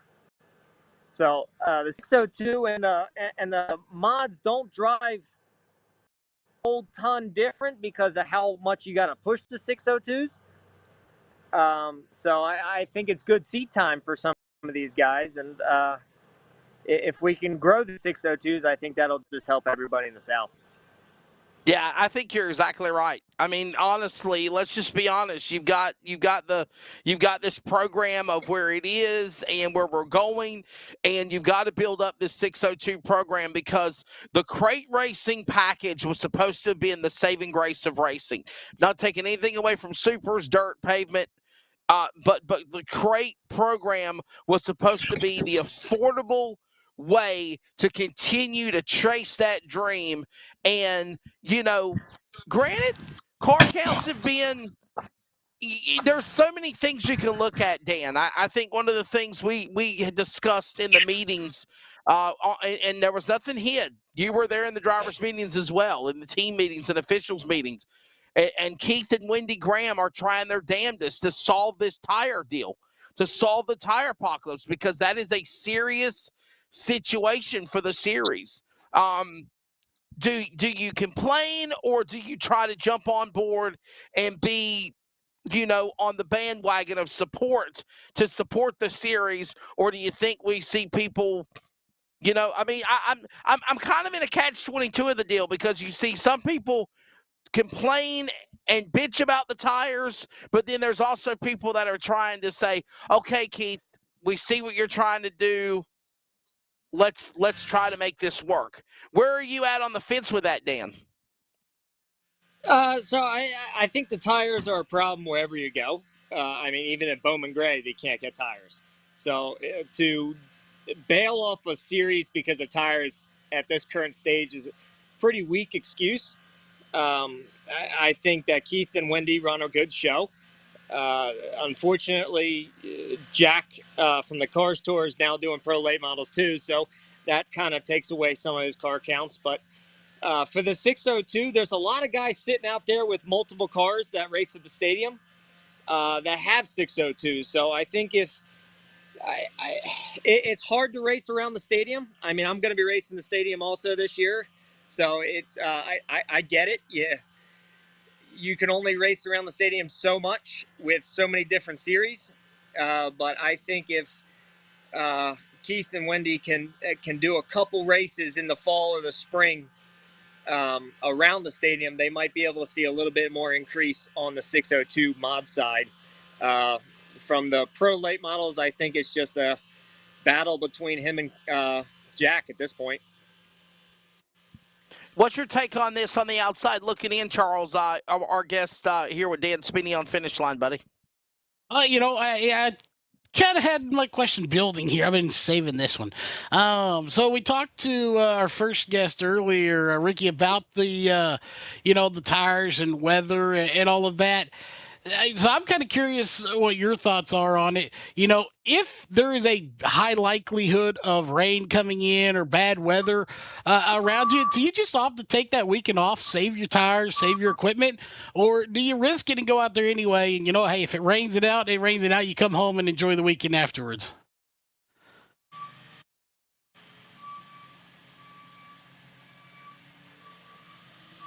Hold on one sec. Sorry about this. Did you hear us, Dan? Yeah. You got a package being delivered in your front yard? What's going on? Yeah, I'm sitting outside the shop, and we got trucks coming in every single day. So one guy's leaving, so he's just backing up. Can you say that question one more time? We talked to our first guest, Ricky, a little while ago about the weather and all that. So if the weather's bad all around, within, 100, 200-mile radius, do you opt to just take that weekend off and enjoy it at home? Or are you going to go out there and, rain, sunshine, tornadoes, whatever, I'm going out there, and if it gets canceled, it's canceled. So it depends on the distance. So obviously this weekend, Coastal Plains, or whatever it's called now, is a good 4.5 hours away from my shop. So with that being said, I know like Tuesday, Wednesday, it was at like 75, 80% rain is what we had. And if that stayed like that, just from a cost standpoint, we probably would have bailed. But each racer's different. It all depends on how committed you are. I mean, take, for example, the Myers, or actually anybody at Bowman Gray. If it's 100% rain, they still go. So, but it's if we were racing the Smart Tour at Carteret County, to say the least, and there was 80% chance, you would still see Randy Renfro, you would still see the Myers, you would still see some of the big name guys still go there because they're just a different level tier team than some of the guys that may say, hey, it's not worth the money to go down there and then get rained out. Because then you got to move some stuff around. You either got to come home, do it again, or move to the next day. Then you got to take Monday off to drive home. So each different situation is different for each team. I know for us, we have a goal of basically a written rule that if it's 50 and below, we go. If it's 50 and above, depending on how far the track is. So we probably would have still went if it was 50. But if it was like 65, 70, we probably would have bagged it. And I will say this as well, if you want to bring me here back on the screen with Dan Speeney again, originally from Pennsylvania, family out of Pennsylvania, now resides in King, North Carolina, up in the outskirts of the mountains in the Carolinas. Props to Anthony and Tanya Goodyear, Andy Marquise, Keith and Wendy Graham. They were on so many times, Dan could have said, hey, we're pulling the plug last weekend. The weather did not look, and it was going to be in our favor. There was a chance of 75, 80% chance of rain. I drove from Wake County Speedway Friday night all the way down. When I got down near Clinton on 40, it was falling a flood, storming, thunder, and lightning. They could have pulled the plug, like you said, Dan, but they didn't. And I think they took a hurt because of that, because some drivers played possum and they decided not to come. But for the most part, for those that did not show up, shame on you, because it was really, really a great show. Definitely. Dan, we've got to let you go, man, because we are getting ready to connect to our next guest, Mason Maggio. We ran out of some time with you because we couldn't get you connected at first. But I do got one more question. Segue this into your sponsors as well. Where do you see the life of modified racing going on pavement in the future? And we thank you for being on Finish Line. Yeah, so I think mods are going to keep building. So I know we're more invested in it than we were a couple years ago just because of the rule changes. So we'll be racing the Smart Tour some. We'll be racing, continue to race with Ron on the 602s. And we'll also be racing at the stadium in the mod. So should be a lot of racing. And I'll let you thank your sponsors, and I'll segue into this. What is it like running a 600 horsepower modified car, and then you jump into like a 350, 400 horsepower crate modified car? So it's a little different. Obviously, the corner speeds are a little faster, at least the way I drive it, in the crate car. The tour car is a lot faster down the straightaway, a lot more pickup. So I think take Franklin County, the example. I raced a tour car there and a 602. The 602, I was just shy of flat footing it. So the speed that you feel is similar. Obviously the tour cars pick up faster. They're faster down the straightaways, but you have to slow down a little bit more in the corner. So it's an adjustment, but it's an easy adjustment to make.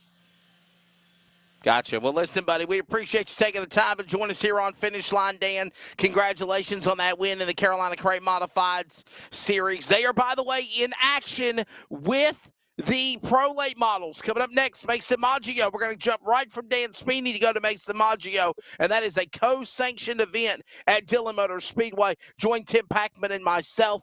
Dillon Motor Speedway, Ron Barfield, great people, and it will be live on Racing America. And by the way, as those yearly or monthly subscriber, archives are available to see Dan Speeney and his race win on Saturday night at the Carolina 250 in Jacksonville. Dan, thank you, buddy, for being on. We appreciate you. See you soon. I appreciate it. Thank you, sir. Not a problem, buddy. That's Dan Speeney. Now we go back to Palm Garden Beach, Florida. He's back again. Look, it's in the house. Ladies and gentlemen, number 51 machine for E33 Motorsports and Rickware Racing, Mason Maggio is back here on Finish Line. Mason, I'm digging the orange, brother. I'm digging the orange. I'm loving it. Welcome back to Finish Line, buddy. Yeah, happy to be back. Didn't expect to be back so soon, especially with some of the luck we've had. But to say the least, we definitely turned it around at Goodyear All-American. So listen, I tell everybody this, and welcome back to the hot seat. Whenever you win, if you win a big race, and I'm keeping it in my radar, you definitely get back on the air for sure, because I think that's what we need to do for the drivers. That's what we need to do for guys like yourself, like a young man, like a Dan Speeney, like a Ricky Wise from Canada. You got to promote. You got to get the word out there about these superstars like yourself. And man, that was, oh my God, that was some of the most exciting racing I'd ever seen in my life at Goodyear All-American Speedway Saturday night. I know, Mason, because of video rights, we can't show it here on Finish Line. And, obviously I was the guy that was the mouthpiece on Racing America. But, man, what was it like racing with Josh Louder the way you did? I mean, I thought Franklin County back in the end of March was a barn burner between you two. Y'all blew it out of the water this past Saturday night in Jacksonville. Yeah, well, first and foremost, props to Josh. He's a great competitor, and he's super fun to race around. I've certainly learned a lot from him the last several races that we've been around each other, not just at Franklin County and Goodyear, but, when I ran the Thanksgiving Classic with my first official race in the Carolina Pro back in November, I raced with him for, I think, third and fourth for a while there, and certainly learned a lot from him in that race as well. And that's kind of carried into the Goodyear All-American race. And he really is just a class act. I've said it before in interviews, and it just makes it that much more fun, to go out there and race, whether that's for the win or for second, third, wherever. With Josh, just racing respectfully and hard at the same time. Not pushing each other over the edge to where, we get into, a heated argument in a sense, or have a little bit of a rivalry brewing up on the track. So, again, it just makes it that much more fun to go out there and race with him. And I think you're going to see a lot more of that this year throughout the season. So it's not going to be easy, but I'm looking forward to it for sure. Yeah, it was such a crazy event. We just had Dan Speeney on just a few moments ago, Mason, kind of giving a recap on the number 9 modified. And obviously for your race team, you've got some great guys, and Jason Holiday and Caleb Johnson and you right there, Mason Maggio joining us in E33 and Rick Ware Racing. And I love the fact that you guys you're growing. Y'all are a new group, a bunch of drivers in this group, but you're already becoming like a family. And I tell people that racing becomes like a family. You start traveling together. You start rooming together. You're starting to, be at the racetracks together. You're going over notes together. You're going over strategy and the team strategy together. But when the green flag flies, Mason, is it every driver for themselves, or would you try to help your fellow man? Would you try to help Jason Holiday or Caleb Johnson, or if them push you to a win, or you push them to a win also because you're teammates? Yeah, well, I mean, I've certainly enjoyed my time so far with E33 and Rick Ware Racing. Certainly have grown and adapted with each other really quickly, and have grown chemistry. Funny enough, we were actually talking just the other day on the phone, kind of recapping our weekend and, what we hope to do moving forward with the rest of the season. So, yeah, obviously props to them, obviously, with being an affiliate with Rick Ware Racing and trying to run E33 Motorsports, like a professional NASCAR program, in meetings and, continuing to make sure that we have all the resources that we need in order to go out there and, try to be up front and win races. So that's certainly been a plus. And, I've slowly grown some chemistry between Jasek and Caleb. I think they're two drivers that are definitely getting better and better each week, and we've continued to see that since the beginning of the season at Southern National back in March. So, I guess to answer your question on the situation part and helping your teammate, I go for the win. Whether you're a teammate or not, I'm still going to race you very similar to how I've been racing Josh. So, but I guess depending on the situation, maybe if a point situation or, we're just not having a good race and we're going, a lap down or something like that, I think that'd be a different story for sure. But overall, I try to go out there and give it 110% to try to win the race and kind of steal the glory.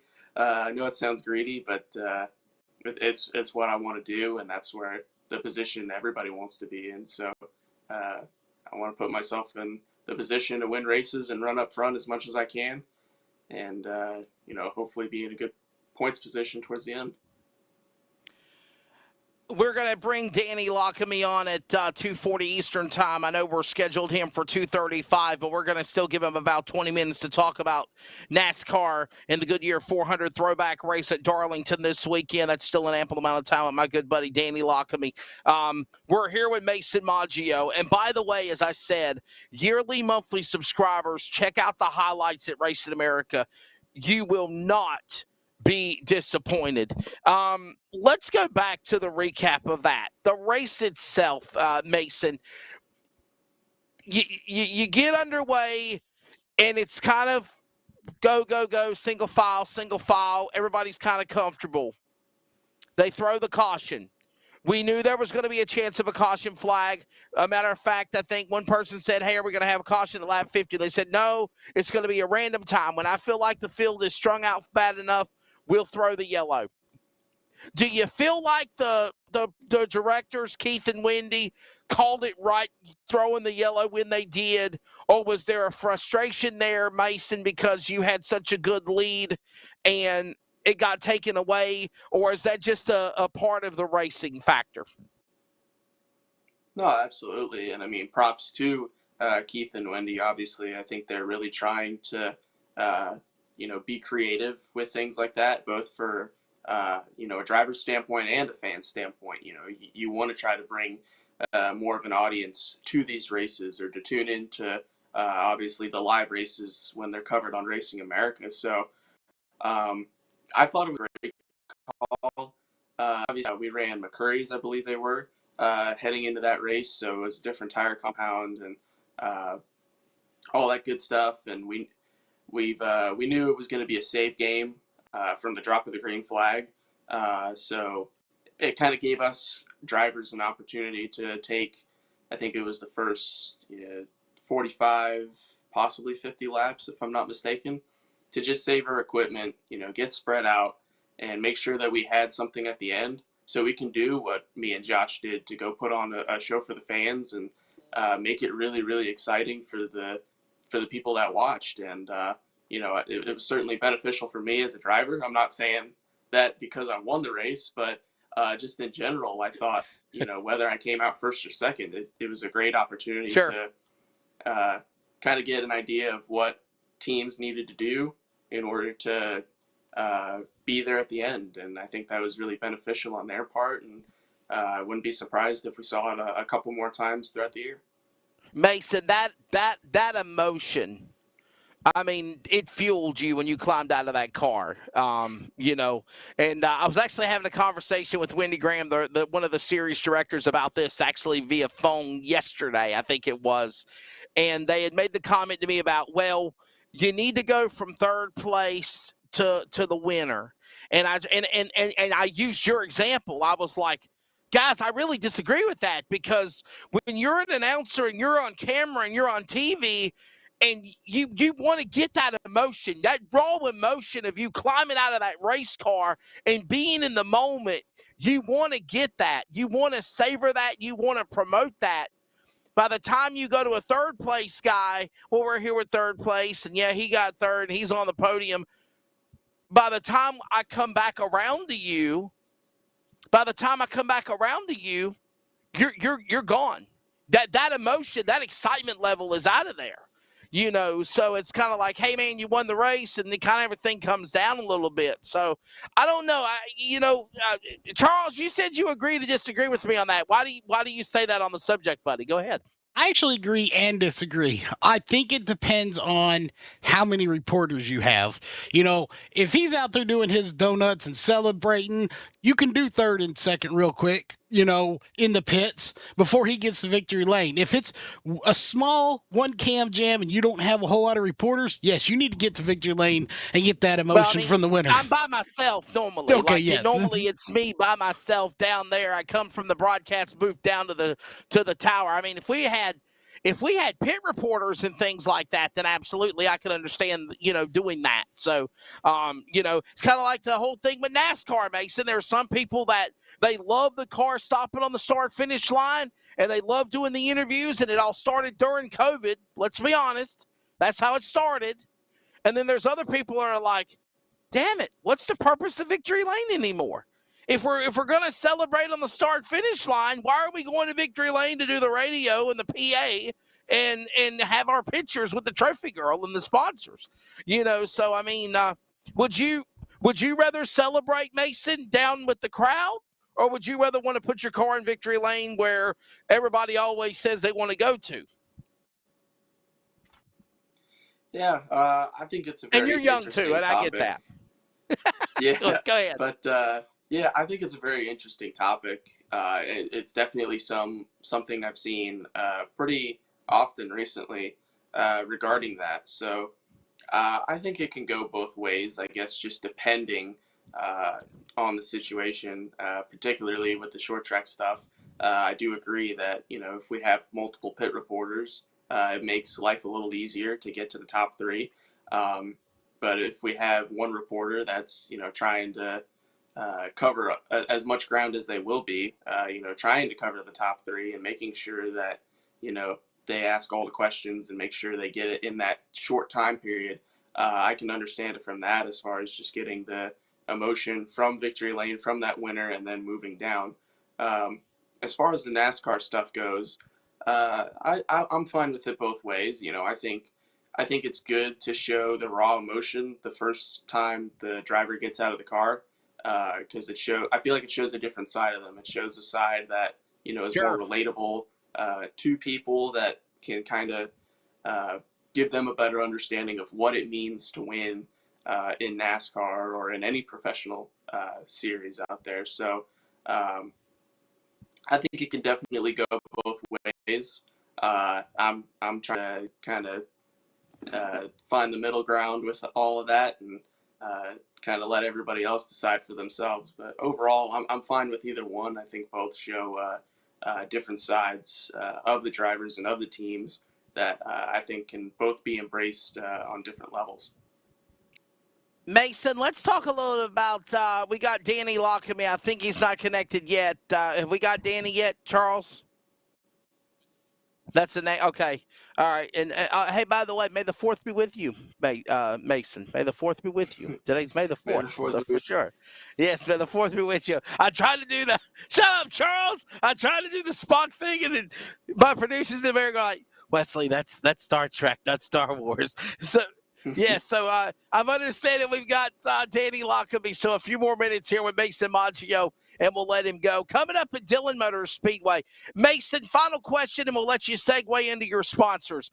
What has it been like running Franklin County, Tight Bull Ring, Southern National, High Bank, 410 those close half mile, Goodyear All-American Speedway, where y'all put on a heck of a show there between you and Josh Lauder on a track that's kind of like a mini Charlotte, and you said you love that place. You wished that Florida had racetracks like that down where you're at. And then now we go to Dillon next weekend. And coming up, we have Danny Lockamy to talk about Darlington. And the best way that I can describe it, Mason, is it is a small Darlington Raceway. If you look at, got a drone above the racetrack, it's an egg-shaped oval, egg-shaped track like Darlington, like Big Darlington. Little Darlington is Dillon. How do you prep and get E33 Motorsports prepared for that race next Saturday? Yeah, absolutely. So, again, I haven't been to about 85% of the racetracks that are on the schedule outside of Southern National and Hickory, really. So, two tracks that I've never been to, being Franklin County and Goodyear All-American. obviously we were very successful at, with winning the races and winning them in style. So I have that same kind of mindset going into Dillon, is just trying to get up to speed the best we can, get an idea for what cars that we have, and kind of figure out, what our goal is for that day and what we need to expect. So things within that range have kind of been how we've been approaching these tracks that, me personally, I'm not familiar with. So, but obviously they've done, E33 Motorsports and Rick Ware Racing have done an incredible job of giving me the resources that I need in order to go out there and do what we've done so far. And I think that's just going to get better from here. So hopefully the momentum from Goodyear All-American can carry into these next races, and try to be as consistent as possible when we start looking at points and figuring out where we stack in this championship. And that's going to be coming up on May the 14th, Dillon Motor Speedway, South Carolina. Memorial Day weekend on Saturday, May the 28th. That has been a rescheduled race from what was going to be at Tri-County Racetrack or Tri-County Motor Speedway in Hudson. Now it's going to be at Bradford, Virginia at Motor Mile Speedway. And I don't know if you've ever been to that track before, Mason, but that's a pretty nice, immaculate facility. Not only is it a beautiful crown jewel gym in the Commonwealth of Virginia, but it's also just beautiful scenery as well. And then June 11th, Orange County Speedway. A lot of cool racetracks on the horizon. CarolinaProLateModels.com for all information. Mason, thank you for being on Finish Line, my friend. Our time's grown short. Have fun this weekend. You racing anywhere this weekend? And we'll segue that into your sponsors. Yeah, no racing. More than likely going to be iRacing on my computer next to me. So I'll have to settle for that, unfortunately, this weekend. But no, it'll be a good time to kind of relax and enjoy myself for a bit before we have to get into the next race. But yeah, I just want to give a shout out to, obviously, my family, first and foremost, for allowing me to do what I'm able to do and allowing me to chase my dreams. E33 Motorsports, Rick Ware Racing, for giving me great cars and a great team to work around. Big thank you to all of our marketing partners that are working with us this year on that side, on the late model side of things, with HMY Yacht Sales, Bahama Beach Club, Dry Shine USA, Richmar Florist, GCI Slingers, and Crawford Garage Doors, all of our supporters that help make this all possible, and hopefully we can continue to represent them in style the rest of the year the way we have been so far this year. And by the way, in closing, I do want to give acknowledgement, and I know you will as well. Junior Courage, that guy has been such a great thing for you and for Caleb Johnson and for of course, Jason Holiday. And I know that it's got Rick Ware Racing's name on the car, but E33 Motorsports has come from Junior Courage, and I know that man has meant a lot to you guys in your racing endeavors, definitely here starting out on the series. Yeah, absolutely. And JR's treated me like family, without a doubt. I mean, shoot, the first couple of times that we were talking about doing Southern National for the Thanksgiving Classic last year, we were going to miss Thanksgiving because obviously we were traveling to that event. And he just said, hey, why don't you guys come to Thanksgiving at our house, join our family for that meal. So just to kind of give you an idea of just how welcoming he's been, and how much he's treated all of us like family, not just me, but my teammates and the whole team.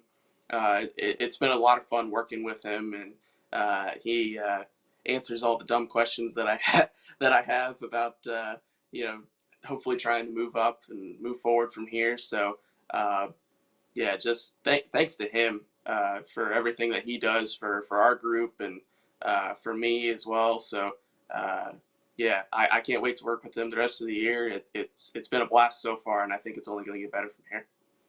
Mason, have fun in Florida. Get you some sand, sun, and turf. Enjoy the weekend off at the races. I'll see you in Dillon, South Carolina, God willing, next Friday night, brother. Yes, sir. Thank you for having me. Look forward to seeing you in Dillon. Not a problem.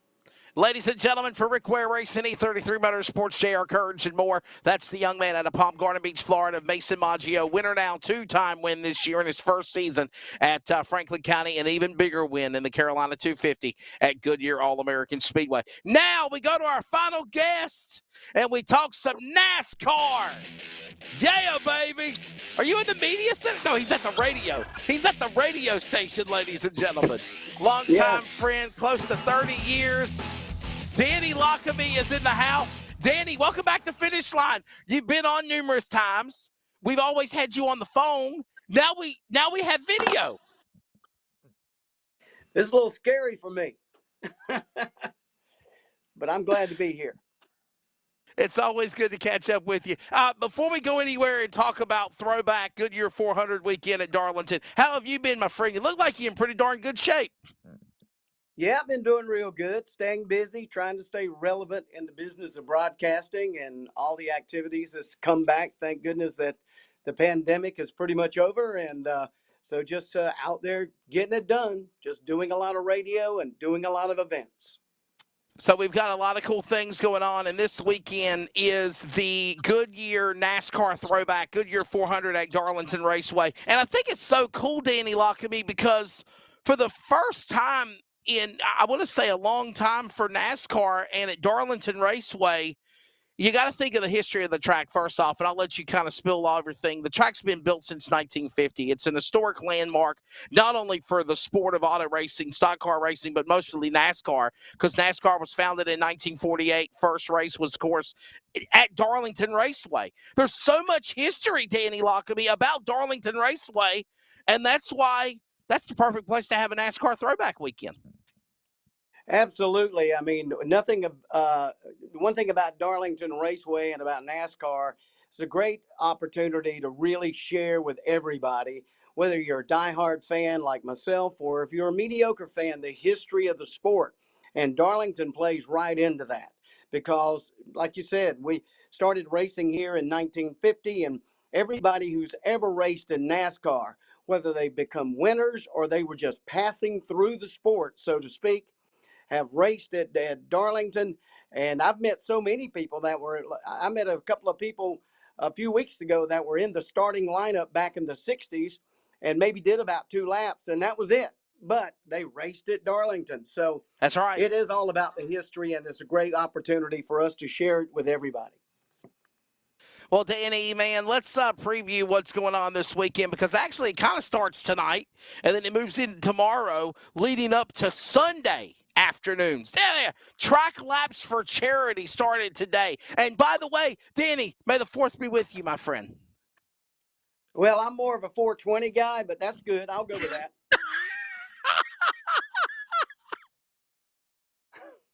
I'm from that era.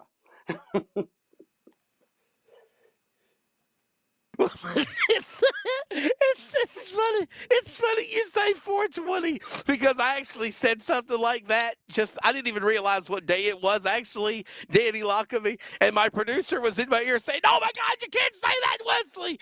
So yeah, you just open it right open. So by the way, this is the perfect April opportunity 20th, to let people know. It's a great day, Exactly. It's not yes. too hot. It's not too cold. It's the perfect day. Oh, well, listen,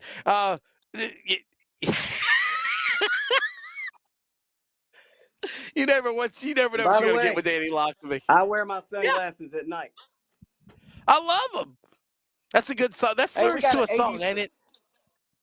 It's Corey Hart. We got an 80s throwback party tomorrow night with nothing but 80s right there in the Midway at Darlington. And yes. We're throwing back to the 80s, not only in the music. We're going to play some great finish liners from Darlington from back in the day.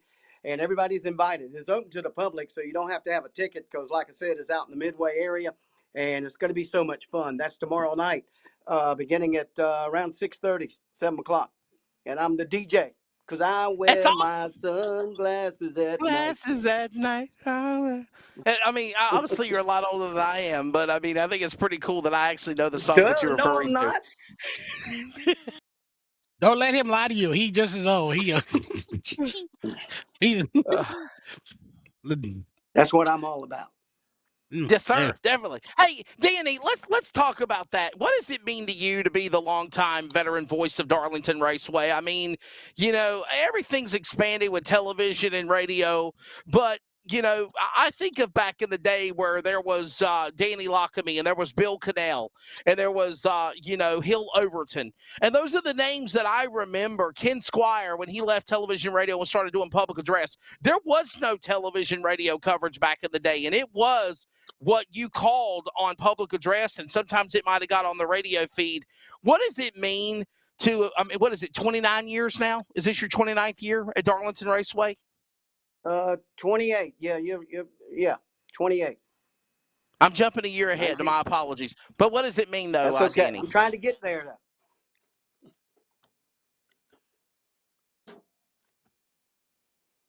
though. What the question I was asking, what does it mean to you for close to 30 years being what you've been able to do at Darlington, my friend?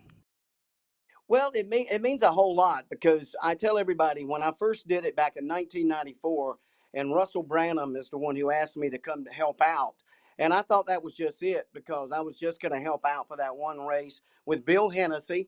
And I figured, well, I'd do it this one time, and then I'd get back to being down in the pits and all that, doing radio. And lo and behold, 28 years later, I'm still up in the tower. And I've had, like I said, Bill Hennessy, Hill Overton's been there with me. I've had so many different people up in the tower. The guys from Talladega. There's been guys from Daytona. Joey Self from up around the Martinsville, Richmond area. All of these guys really have been people that I've fed off of, because I'm a radio guy and I enjoy doing it. And I'm a race fan too. I heard you guys talking earlier about how long sometimes the pre-race shows are on television, but me, I love it. I'll take it. Okay. Yeah, I like the idea. And let me say this. One thing is that, NASCAR has to evolve just like all the other sports, whether it be baseball, NFL, and you want to make sure the fan has an experience that also encompasses the race too. And that's what we're doing. We've got like 5 or 6 different bands performing over the weekend, beginning on Friday and Saturday. The Tim Clark Band out of Myrtle Beach. We have all these bands. We have dancers. We have a car show lined up. As I mentioned, we got the 80s party tomorrow night. We have a T-shirt night. Vintage T-shirt night is on Friday. We have a bicycle thing on Saturday morning, which 5K, 10K kind of stuff like that. So we're making it fun. And we're inviting all the little leagues and all the little sports teams to show up at the track, and they walk the track during the weekend. So out. And then with all that, guess what? We have 3 of NASCAR's top series going to be racing Friday night, Saturday afternoon, and Sunday afternoon. It's an experience. Yeah. Yeah, so Friday night, the NASCAR Camping World Truck Series is in action. The Xfinity Series is there on Saturday afternoon. And Danny, I would be hard-pressed to say, my friend, that go to Darlington Raceway, hang out, enjoy the NASCAR Throwback Weekend, but if you get a chance to, go check out Florence Motor Speedway. It's NASCAR home tracks, NASCAR Advanced Auto Parts. It's just down the road from Darlington. And I think it's so cool that normally these racetracks in the vicinity, Danny, take off because of NASCAR weekend at Darlington. Now they're somehow bringing them back together where you can promote NASCAR, you can promote NASCAR short track racing, and Steve Zacharias and his family have done a phenomenal job at Florence Motor Speedway, and they've got an awesome plan for Saturday night. Saturday afternoon Xfinity race, Saturday night the short track racing in Florence. You're right about that. I will say I got to hand it to Kerry Tharp and his crew at Darlington Raceway. I'm proud to say my daughter, Danielle, is a part of that team, that they have embraced all of our short tracks, Florence, Dillon, Lakeview, even Sumter. And like you said, Florence with the prelude to Darlington on Saturday night. Steve Zacharias was on my radio program the other Monday night. And yeah, we were talking about the late models. The Super Truck's going to be there, the Chargers, Allison Legacies. All of these going to be racing at 7 p.m. So the race fan, they can enjoy all the racing on Saturday. We've got a parade later on that afternoon. We've got bands that day. And if you're a diehard race fan and you want to go see some more racing, short track style, then all you have to do is drive about 15 minutes from Darlington, and you're at Florence Motor Speedway for the prelude to Darlington big extravaganza on Saturday night. That's right. That's right. Hey, Danny, you know what it's like to have people in your ear. They say we're going crazy, but it's also because we have people telling us what we can and can't do. Listen up, my friend and producer in Texas, Charles Wooten's got a question for you here on Finish Line. Well, Okay. in my defense, it's around lunchtime here. So my question is, with all these parades, I've been to Texas Motor Speedway multiple times, but obviously, so busy I can't make it out to other tracks. But I know we have giant turkey legs. Darlington being so historic, do they have any just like really cool food scene there during this whole, this basically weekend that's, just awesome, short track racing? I love it. Any just throwback foods, any really cool foods that you get to enjoy while you're there? Well, Darlington for many years was famous for the media center to be serving pimento cheese sandwiches. Rockingham did the same thing. However, I would like to tell everybody, just try it once. Funnel cakes with mustard. You will love it. And that's what I'm going to be enjoying over the weekend. Funnel cakes and mustard. There you go. That's right. Funnel Let's cakes. Funnel cakes with mustard. Now, is that with also powdered sugar? Well, that's an option. Yeah. It'll make it stick together. Let's be honest. If you take the powdered sugar off and have funnel cake, it's kind of like having the outside of a corn dog, without the meat inside. So it really wouldn't be that bad. It's a vegetarian corn dog. There you go. Yeah. But all he thinks about is food, Danny Lockaby. That's Charles Wooten there. He's always eating. You got to have that little glaze on there, too. That's pretty cool. So I like that. Yeah. Yes, sir. Yes, sir. Danny, I got a question, buddy, and I've been wanting to ask you this. We've seen Daytona. We've seen testing. We've seen where we're at right now as we move into race 9 of the season. What is your take of the next-gen car? And what do you think it's going to provide at Darlington on Sunday afternoon on a track that's very abrasive like Darlington Raceway? I love the car. I like the idea that Darlington NASCAR keeps evolving and keeps moving with the times. I enjoy it. I said last year it was the best season ever. And this year I proclaimed this the best season ever, part 2. And I like the idea that we've had, 11 races and 9 different winners. And I like the idea of doing that. Yeah, I'm excited. I think these cars are going to have a tough time at Darlington because I don't care what you bring. You're going to have a rough time at Darlington. The surface is now abrasive. It's been over 10 years since we repaved it. And this car is going to, these guys are going to have their hands full because I think this might be the first track outside of Atlanta where I know they could run all 3 grooves. But here at Darlington, you got to run up against the fence. And that's going to be your survival for the afternoon with this 400-miler coming up on Sunday. And, of course, the other 2 races as well. Charles is in my head again. He says he's calling his shot. Kyle Larson's going to win the race. Kyle Larson's going to win the race. Everybody else is saying Kyle Larson's going to win the race. I know everybody on my radio program says I've been jinxing him, but I think Tyler Reddick is going to show some muscle at Darlington this coming Sunday. See, Danny, I actually thought if there was a race that I actually thought Tyler Reddick had a shot at winning besides super speedways was going to be the Bristol Dirt Race. And he comes so close to winning it if Chase Briscoe wouldn't have turned him on the last lap. But again, I don't take anything away from Chase Briscoe.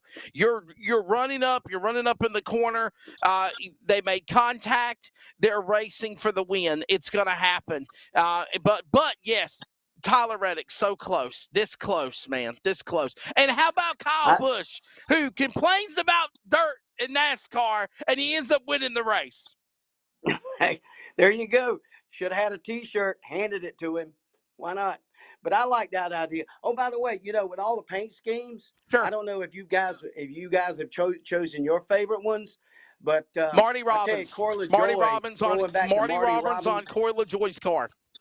Yeah, and now I do like the duo with the Coca-Cola ones, the one they ran in Japan with the Earnharts. I do like yes. And then the Petty family is that too. That's Ross Chastain and Daniel Suarez for Trackhouse Racing, I believe, right? Yeah, that's it right there. How about Pitbull? He's a NASCAR winner, man. Fireball, boom, boom, boom. Mr. Worldwide, Mr. Worldwide. I cannot believe I never in my life thought that I would quote Pitbull on my motorsports show. So, oh wow. Hey, I'm listen, excited. Danny. That's why I'm excited about that. Yeah. You know, all these different winners and this, just going for it, and the way the season has been going so far. And here we are coming into Darlington. I think we're going to have a brand new winner again. I don't think anybody's going to do a double on this one. And by the way, you got to tell everybody you got to prepare for the Goodyear 400. But in addition to that, the Cookout Southern 500 coming up on Labor Day. It'll be here before you know it. Absolutely, and that's when the playoffs start, and we're all excited about that. So I will say this, Kerry Tharp and I, the president at Darlington, we were talking about this, how now that we have two races, this one slips up on us so quick. It's almost like, oh wait, because we keep thinking about Labor Day. We'd had that in our mind for so long that we got to get conditioned again to having two races a year so we can kind of pace ourselves, so to speak. Well, listen, Danny, I'm gonna cue up the music in the background. I'm gonna let you take us home, talk about track laps for charity today, and so much more. I've got to get ready for a doubleheader baseball broadcast. We got to get off the air, but real quickly give all the details for Darlington Raceway 2022 Goodyear NASCAR Throwback 400 weekend in South Carolina. And it's always great talking to you, my friend. Hey, thank you. We got track laps today. We got the 80s party tomorrow night. We got the truck race on Friday night. Wear your classic T-shirt. And then Xfinity on Saturday, Goodyear 400 on Sunday. It's NASCAR's official throwback weekend. Let's go back into time. And now there are still tickets available, correct? Absolutely. Plenty of seats available. And get this, you get all kinds of discounts. Kids 12 and under get in free on Friday night and Saturday if you come to those races. And only like $10 if you come to Sunday for the kids. Hey, to Danny, this is for you, brother. This is for you. I wear my sunglasses at Darlington. I wear my sunglasses off the air. Track too tough to tame, baby.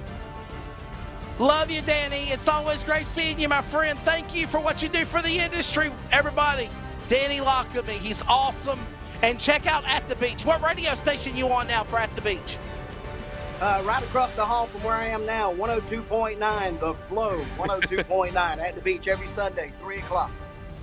And, of course, check him out on That's Racing on Eagle 92.9 during racing season Okay, well, that's At the Beach. That's Racing on Eagle 92.9 is every Monday night at 7 p.m. Eastern as well. Danny, love you, dude. Have fun in Darlington. You rock, my friend. Look at him sticking his chest out.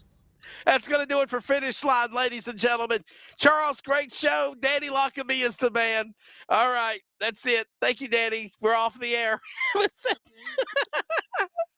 Yeah. Hey, it's broadcast personality Wesley Outland, and for the second year in a row, the Community Radio Network is excited to also be the voice of iRacing on LSRTV every Monday and Thursday night with the Northwest Racing Series for Cup and Truck. Join yours truly, Justin Prince and Samuel Dyer, every week as they race towards a championship.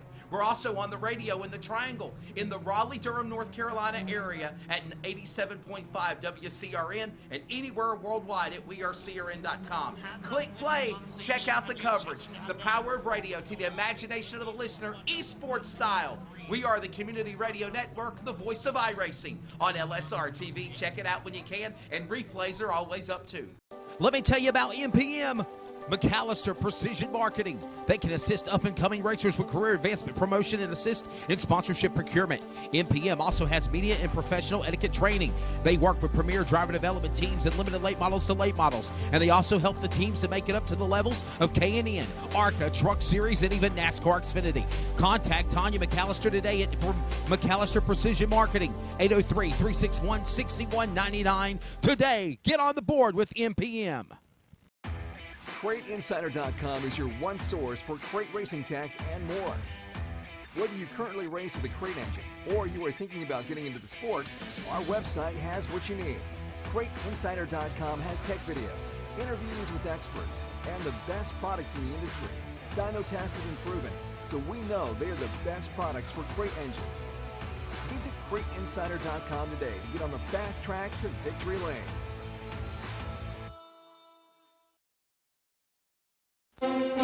This episode is an exclusive production solely for the private, non-commercial use of our listening audience. Any publication, reproduction, transmission of the accounts without the express written consent or permission is restricted and prohibited. To hear this replay or other previous podcasts, download on iHeartRadio, iTunes Radio, and TuneIn. As always, this show is for you. Thank you for listening.